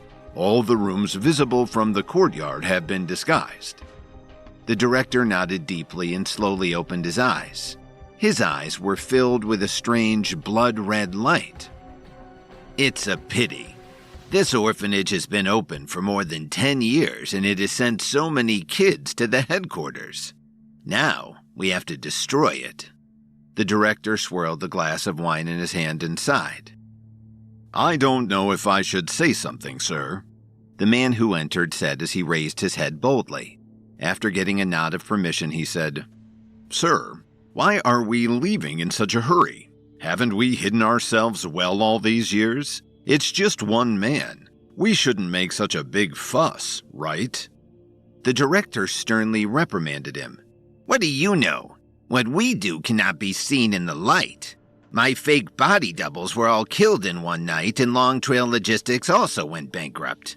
A few days ago, there were still a few groups of people who came to investigate. Isn't this enough to prove that Kevin Williams not only knows too much, but that his power and resources are extraordinary?" Suddenly, out of the corner of his eye, he noticed that the curtains had been slightly pulled open. His expression immediately became alert. "Who's outside?" The director suddenly stood up from his chair, and the wine glass and cigar in his hand slipped from his fingers and fell to the floor. The man quickly walked forward and forcefully pulled open the curtain to look around vigilantly. Other than the blowing cold wind, he did not find any trace of anyone. "Sir, the curtain must have just been blown by the wind." Just as the man finished speaking, he suddenly let out a muffled groan and his eyes widened immediately. "What happened to you?" the director asked loudly as his expression changed to one of fear. However, the young man did not answer his question. His body softly fell to the ground. It was only at that moment that the director saw the person squatting behind him on the windowsill. "Kevin!" the director muttered as he took 2 steps back. His face was filled with surprise. I never thought that there could be such a gorgeous place inside an orphanage," Kevin said as he jumped off of the windowsill and into the room while he stared at the man in front of him. "So what should I call you? Director? Or Chairman of Long Trail Logistics? Or Mr. Brent Ottinger? I think calling you the person in charge of the secluded valley would be more appropriate, don't you think?" "What are you doing here? How did you come so quickly?" Brett Ottinger's face was full of shock.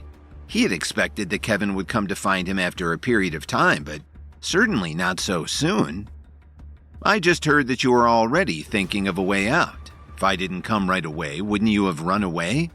A cold smile appeared on Kevin's face. "Mr. Ottinger, perhaps you don't know how easy it was for me to find you." Brett Ottinger did not want to answer Kevin's question. He turned around and ran toward the door. However, just as he grabbed the handle and was about to open the door, it seemed like he couldn't move. The fruit knife, which was originally on the table in the middle of the room, suddenly flew over and completely disappeared into the wooden floor. The force of the knife closed the door again. The powerful force shook Brett Ottinger's entire right hand until it became numb. "Don't you want to talk to me? Leaving in such a hurry is not the way to treat a guest," Kevin said as he clapped his hands and had a mocking smile on his face. "I have nothing to discuss with you. Go to hell." A blood-red dagger suddenly appeared in Brett Ottinger's hand and he wildly stabbed it toward Kevin. However, before he could reach Kevin, he felt a blur in front of his eyes and then a violent force hit his arm. The sound of bones breaking rang in the room and the dagger fell to the ground. "Ah!" Brett Ottinger cried out loud as he fell to his knees with a thud. He held his right hand tightly with his left hand and let out a miserable scream. His face twisted in pain. "I've always wondered about something. Do you assassins all have obsessive-compulsive disorder? Do you only know how to try to stab at a person's heart?" Kevin's feet slightly shook as the dagger on the ground flew into his hand. He could clearly see that the word secluded valley was carved at the place where the blade and the hilt met. "Kevin, Mr. Williams, don't kill me. I can give you the money. I have billions in several offshore accounts. I will give you anything you want, as long as you let me go. I'll give you everything I have." Brett Ottinger's brows were tightly furrowed, and his face was as white as a ghost. He kept begging for mercy as he crawled forward on his hands and knees. He knew very well that he was no match for Kevin. If he wanted to live, he could only offer to do anything Kevin wanted. "Do you think I want your money?" Kevin asked coldly with narrowed eyes. His face was filled with disgust. He had always thought that as the person in charge of the secluded valley, Brett Ottinger must be someone important. He did not think that he would be such a pathetic little man when he was eventually faced with a situation like this. Then what do you want? Whatever it is that you want, I can give it to you." Brett Ottinger's heart was in a panic. He didn't want to die here. As he said, he had things that ordinary people could not obtain even if they had several lifetimes. "What I want is very simple. Just come with me." After Kevin said this, he swung his hand at Brett Ottinger's neck with force and immediately knocked him out. Before Kevin left, he did not forget to bring the other man who was still lying unconscious on the floor. He asked Tyler Dawn to find a place to tie up Brett Ottinger and the other man. Then Kevin called Stanley Cooper. "What is it, Kevin? Do you know what time it is right now?" Stanley Cooper, who had been asleep, roared furiously. "I'm sending you an address. Come meet me immediately. I have 2 people here with me right now, both of them unconscious. Perhaps they will be able to give us some useful evidence to bring down the Kessler family," Kevin said as he looked at the 2 unconscious men in front of him. "What? Kevin, what are you talking about? Kevin, you should know that you can't do things like that. I know how eager you are to take down the Kessler family, but you can't be stupid about it." Although Stanley Cooper's tone was unpleasant, he was clearly just thinking about what was best for Kevin.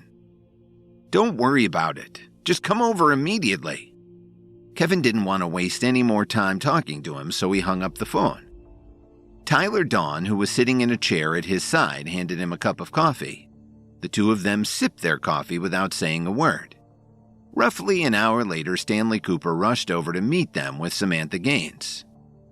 "Kevin, you had better pray that you can get some useful information tonight, or else I will not let you off easily after this stunt," Stanley Cooper shouted loudly. "Stop talking so loudly. Whether or not we get useful information will depend on your ability tonight."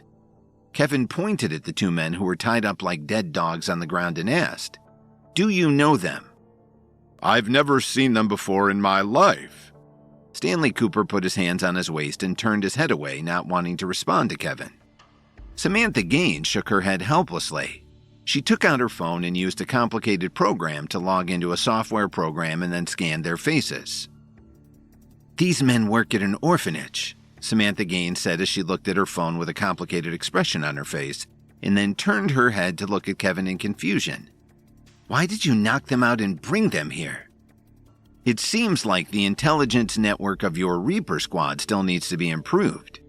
This man is actually in charge of the secluded valley in Washington, D.C., and is the real chairman of Long Trail Logistics, Brett Ottinger," Kevin said slowly. "Are you sure?" Stanley Cooper asked as he looked at the 2 men, his face instantly becoming serious. "Trust me, my information is not wrong. There is another thing you need to report to the higher-ups of the Reaper squad. This orphanage is actually a training ground for the secluded valley. Now, all the children who had been at the orphanage have been sent away to the secluded valley in secret to train to become assassins," Kevin said seriously. "There should be a few hundred of them." "Those animals," Stanley Cooper muttered under his breath. Then he quickly stepped forward and kicked Brett Ottinger's unconscious body hard. "Wake them up. I'll teach them a lesson tonight." Stanley Cooper was so angry that his chest kept rising and falling. Kevin stepped forward and tapped on the 2 of them a few times. They woke up within a few seconds. "Who are you? Let go of me." After the other man saw his surroundings clearly, he immediately started struggling and crying out. The next second, Stanley Cooper slapped the young man's face and said with a fierce expression on his face, "If you don't want to die, you better keep quiet. Otherwise, I will cut off your tongue right now." "Do you know who we are? How dare you tie us up? Do you want to die?" the young man roared fearlessly. "I haven't been scared in years. Why would I be afraid of what you say? Try touching me if you have the guts." The young man seemed to think that angry words would scare off his kidnappers, but he didn't realize that he was facing down such powerful enemies. After Kevin snuck into the abandoned orphanage and knocked out Brett Ottinger and the other younger man, he brought them to Tyler Dawn and alerted Stanley Cooper. When Stanley arrived with Samantha Gaines, they were both shocked to see that Kevin had knocked the 2 men unconscious. Using a sophisticated program on her phone, Samantha scanned their faces and determined that they worked at an orphanage. But when Kevin informed them of the true identities of the 2 men, Stanley was enraged. Kevin woke the men up and Stanley immediately started threatening them. The younger man, whose name was Lee Titchener, had been at the orphanage since he was young. After many years of fighting and killing, he had officially become a member of the Secluded Valley. Luckily for him, Brett Ottinger was impressed with him, so he brought him to the orphanage to work directly under him. Given everything he had already experienced in his young life, he was not going to be intimidated by mere words. Even if Stanley Cooper really held a blade to Lee Tichenor's neck, he wouldn't even blink. I would like to see if you're really as tough as you think you are.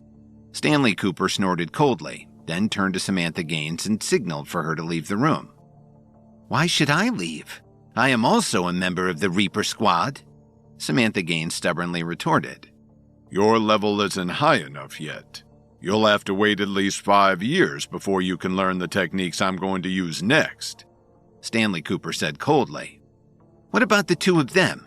I'm sure Kevin isn't as powerful as me, and he can't even be counted as a member of the Reaper Squad. Samantha Gaines responded in dissatisfaction, pointing at Kevin and then at Tyler Dawn. Kevin is one of the higher-ups appointed by Matthew Thames. Tyler joined the Reaper Squad 6 years ago. Now, do you have any other questions? Stanley Cooper narrowed his eyes and said in an unfriendly tone. After getting this answer, Samantha Gaines finally left, although still somewhat unwillingly. Kevin looked at Tyler Dawn in surprise. He never thought that he would have joined the Reaper Squad so long ago. At that moment, Tyler lowered his head slightly and bit his lip, not daring to look at him directly. After Samantha left, Stanley Cooper took out a set of silver needles from his bag, pulled out 3 of them, and waved them in front of Lee Tichenor a few times. You should have heard of the unique interrogation method of the Reaper Squad, right? What do you want to do? Lee Tichenor gulped a mouthful of saliva. From a certain point of view, the Reaper Squad and the Secluded Valley could be said to be archenemies. They had secretly fought many times over the years. However, the whereabouts of the Secluded Valley were very obscure, and their headquarters were located in the Upper Realm. Even the Reaper Squad could not interfere with them on that level, so they could only fight them around the edges. Lee Tichenor had naturally heard about the unique interrogation method of the Reaper Squad, but all of the tests he had received since he was young did not put him in a position to be afraid. Without getting any answer, Stanley Cooper's right hand moved quickly and accurately found acupuncture points on Lee Tichenor's body. Every time he inserted a silver needle, Lee Tichenor's expression would become more twisted and hateful.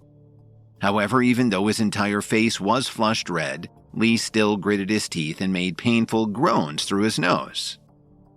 In the records of the Healing Arts School, the people of the Secluded Valley only had 19 needles in their bodies when they collapsed. Let's see how much you can take. Stanley Cooper pulled out a few more needles from the needle holder and accurately stabbed Lee Tichenor's right leg. In an instant, Lee Tichenor's eyes seemed to almost pop out.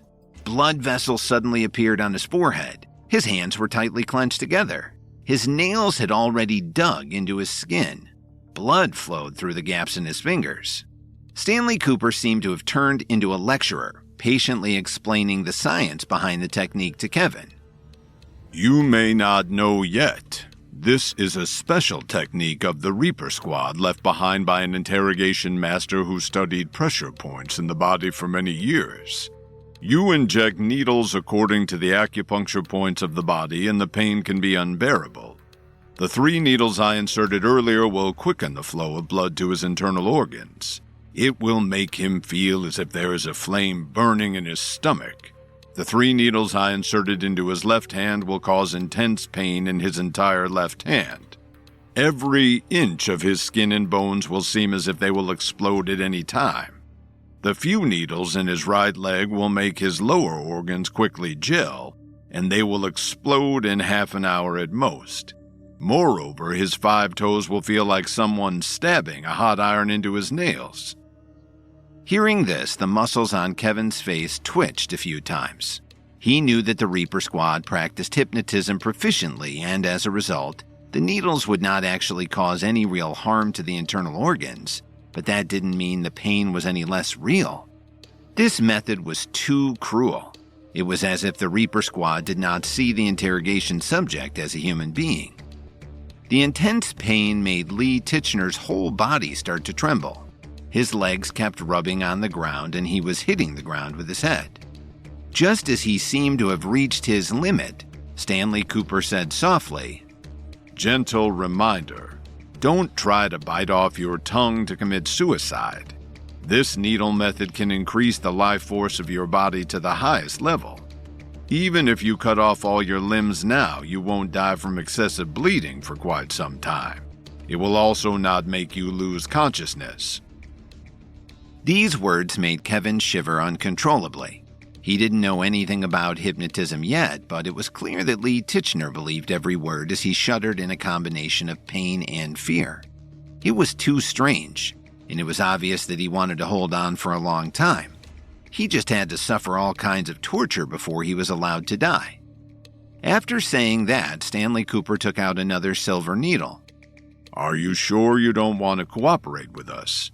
You must know that if this needle is inserted, every pore in your body will feel itchy and unbearable. Every inch of your body will feel pain as if they are about to break. Every bone will feel as if there are thousands of ants biting you." I'll tell you." Lee Tichenor's eyes were filled with fear. He even used all of the strength in his body just to speak these two words out loud.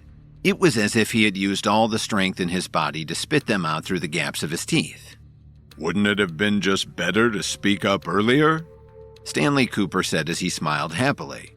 "You are much weaker than many of the others in the secluded valley." Stanley immediately took out all of the silver needles, and Lee Tichenor closed his eyes as if a heavy burden had been lifted from his shoulders. Then he closed his eyes and fell to the floor. "Did you play him to death?" Kevin couldn't help but ask worriedly. It was not easy to catch two people from the secluded valley. If this man really just died, then it would be a huge loss for Kevin. "Don't be afraid. It's normal for him to faint. If you don't believe me, I can give you a few needles for free," Stanley replied as he rolled his eyes at Kevin. "Forget it. I believe you," Kevin said. He was not willing to accept this punishment. Stanley did not play around with Kevin. He went to Brett Ottinger's side and squatted down. He picked up a few silver needles in front of Brett Ottinger. "How many needles do you think you can withstand?" Don't do it. I'll tell you everything you want to know. I promise I will tell you everything I know. I will tell you everything I know." Brett Ottinger shook his head quickly and begged for mercy, afraid that he would be stabbed with the needles if he refused. Stanley let out a cold snort when he saw how scared he looked. Kevin took a deep look at Brett Ottinger. Of course, Kevin saw through Stanley Cooper's intentions.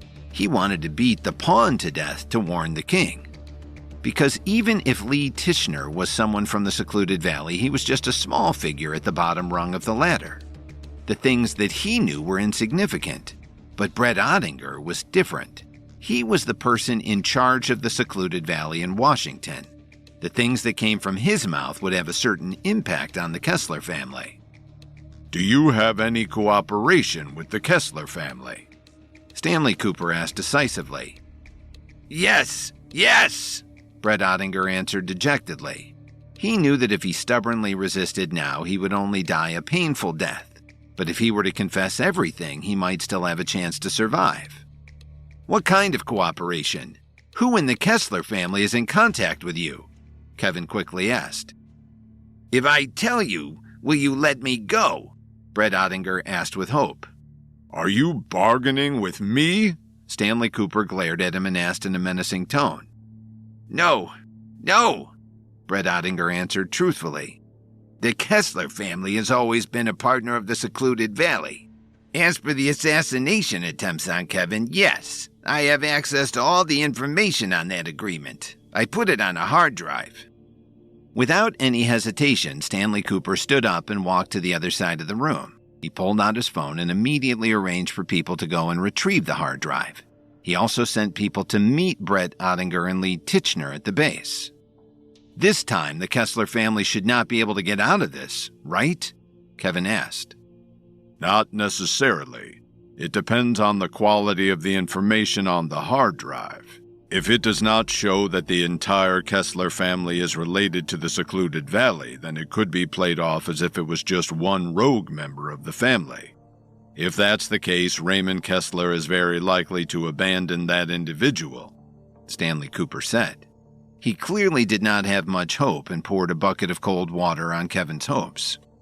Stanley Cooper then patted Kevin's shoulder and added, "But don't be too discouraged. If the entire Kessler family is related to the secluded valley, we will definitely inflict the most severe punishment. The government will come down on them hard." "I look forward to your good news then," Kevin said with a smile, but there was clearly a trace of uncertainty in his smile. After several hours, Stanley Cooper followed the people from the Reaper Squad back to the headquarters. Kevin went to Tyler Dawn's mansion. "Kevin, I've already bought that house for you. Its location is perfect, and I didn't think you were likely to find something better anytime soon, so there was no use wasting any more time with it," Tyler Dawn said. Kevin did not say anything. He just sat on the sofa and quietly looked at him. Being stared at like that made Tyler feel uncomfortable, but he did not dare to say anything. However, he knew what Kevin wanted to ask. "Don't tell me you don't have anything else to say to me." Kevin looked very calm. He put his palms together on his chin and asked faintly, "Kevin, can we not do this? I didn't mean to lie to you," Tyler said. He was like a child who had made a mistake. He lowered his head and stood where he was. "I said I did not lie to you. Do you believe me?" Kevin asked coldly. He was not angry, but he felt uncomfortable. Kevin had begun to think of Tyler like a brother. In his opinion, brothers should be sincere toward each other and shouldn't hide anything from each other. However, Kevin also understood Tyler very well. An organization like the Reaper Squad had very strict internal rules. Members lurking out in the open would definitely be forced to sign something like a confidentiality agreement. From this, it could be seen how powerful the Reaper Squad truly was. If one of the outstanding talents of the business world like Tyler Dawn was a member, then who else was also secretly a member? "Kevin, it's not that I didn't want to tell you, I just wasn't at liberty to tell you. However, you can rest assured that I can't live without your help, and I will never do anything that will let you down," Tyler said sincerely. "Okay, that's enough. I've already said that I am not angry with you. I just think you could have given me some hints. We shouldn't hide anything from each other," Kevin said. I know you're right," Tyler said as he looked at him with gratitude. Kevin smiled and patted Tyler's shoulder. He finally understood why the KWTD Corporation was able to become such a force in just a few years, and why Tyler was able to help him find out Brett Ottinger's exact location so quickly. At the same time, Kevin was happy for Tyler. With the identity of a Reaper Squad member, his safety would be guaranteed. Kevin couldn't help but think of Lily when he thought of this. He wondered how she was doing in the custody of the Union. From a victory, getting evidence that the Kesslers were behind the secluded valley, Kevin feared that he might be on the verge of a loss if he could not rescue Lily from her kidnappers.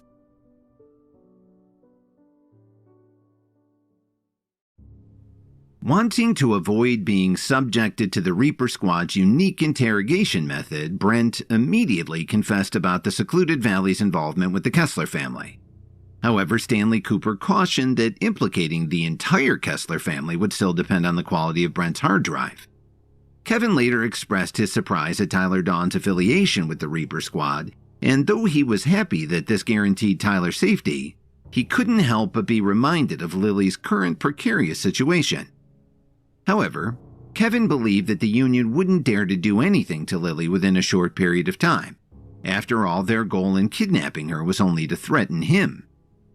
Otherwise, if anything bad happened to Lily, then their only bargaining chip to lure him in while preventing him from doing something reckless against them would be gone. Kevin didn't leave Tyler Dawn's mansion that night as the two of them continued to chat for a long time. At midnight, his phone suddenly rang. "Don't tell me you didn't get anything useful from Brett Ottinger." Kevin was the first to speak to Stanley Cooper the moment he picked up the phone. "Don't worry about it. We were actually able to get a lot of information from him tonight, especially with that hard drive of his." I already reported this to the higher-ups, and I am now on my way to the Kessler family's mansion with my team. I was afraid that you would be worried, so I called you as soon as I received the order to proceed." Stanley answered proudly. It wasn't difficult to tell that his tone contained a bit of gloating.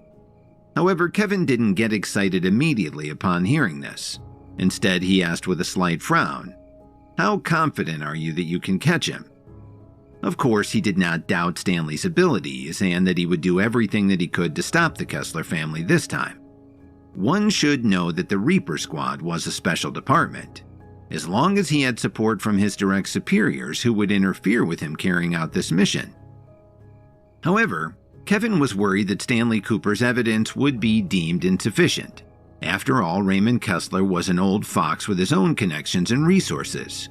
So if Stanley wasn't careful, the Kessler family might just be lucky enough to get away with their crimes. "I'm 100% confident, Kevin. The things that Brett Ottinger revealed to us are definitely enough to prove all of the evil deeds that the Kessler family has committed over the years. No matter how many friends in high places they have, the government will never tolerate such criminal behavior from anyone." Stanley reassured him firmly, then added, "You'll see. Just wait for my good news." True enough, within half an hour after the two of them ended their phone call, the entire city was instantly shaken by the latest news. More than 10 core members of the Kessler family were suddenly taken away by the people of the Reaper Squad. Among those who were brought into custody was Raymond Kessler. At the same time, many properties under the Kessler family's name had been seized and their assets were frozen. Despite this, no one dared to make a sound about this matter. Moreover, just as Stanley Cooper predicted, even those who were close to the Kessler family and gained certain benefits from them all remained silent in order to protect their own interests. This was because everyone took notice of the department that was behind this. After all, who could resist the Reaper Squad? Didn't their actions mean that the higher-ups in the government were fully supportive of this? Who would dare to stand up against them? At a time like this, doing so would only raise suspicions and risk putting themselves under the microscope. The night passed slowly and uncomfortably in people's minds. When the stock market opened the next morning, everyone noticed that the Kessler Corporation stock price had dropped precipitously. In line with this, the Kessler Corporation had been completely suppressed by the Orion Group. From now on, the Orion Group would no longer have any major rivals, cementing their place as the true market leader. With news of this spreading like wildfire, countless people came in droves to the Orion Group's headquarters to congratulate Terry Watford and send him their well wishes. Some of them were known to be aligned with the Kessler family and had caused trouble for the Orion Group these past few days. In addition, the higher-ups in the government also showed their support for the Orion Group by relaxing certain policies that had restricted their operations in the past. Although these had been originally imposed to maintain the balance in the energy industry, they could not allow the Kessler family to gain a foothold ever again. "Is it all over now?"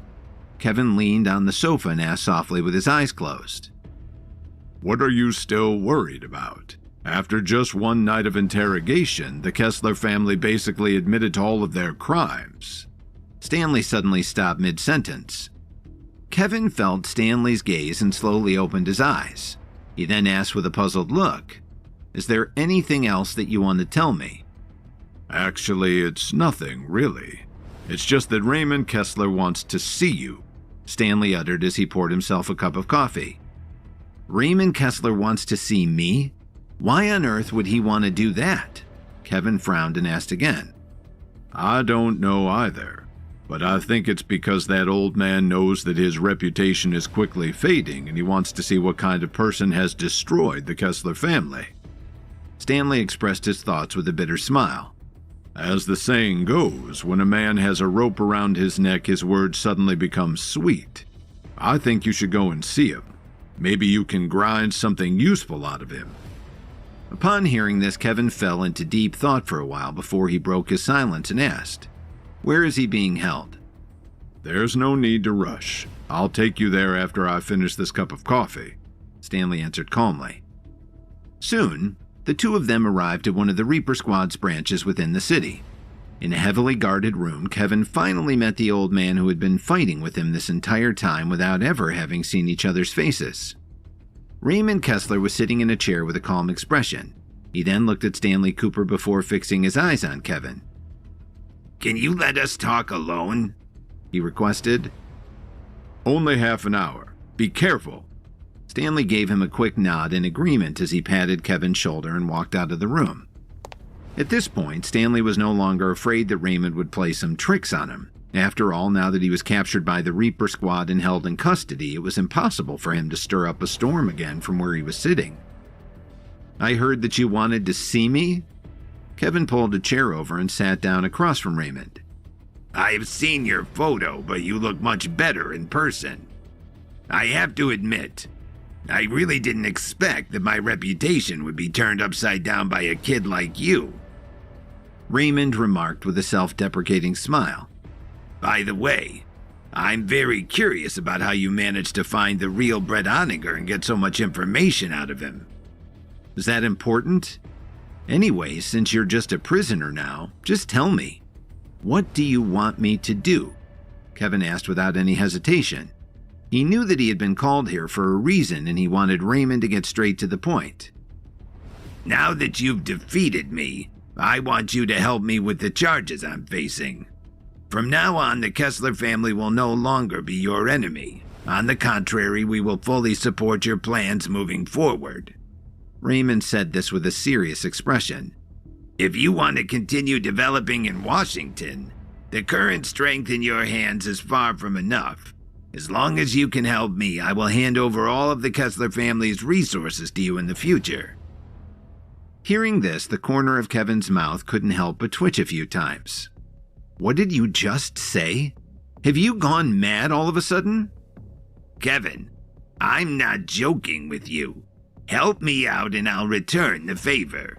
If you agree, then we'll immediately turn from enemies into friends." Raymond's voice became several times louder as he tried his best to convince him. "What I can give you is something that the Murphys and the other two families can't provide. And trust me, the benefits are surely far from what you can imagine." However, without even thinking about it, Kevin quickly got up and prepared to leave. Seeing his reaction, Raymond suddenly became anxious. "Kevin, you have to think about my offer carefully. With the help of my family, you will become successful in a very short period of time." Kevin could already tell what he was trying to do and didn't take his words seriously. Without even waiting for him to finish his sentence, he left the room and closed the door, cutting off Raymond Kessler's last hope.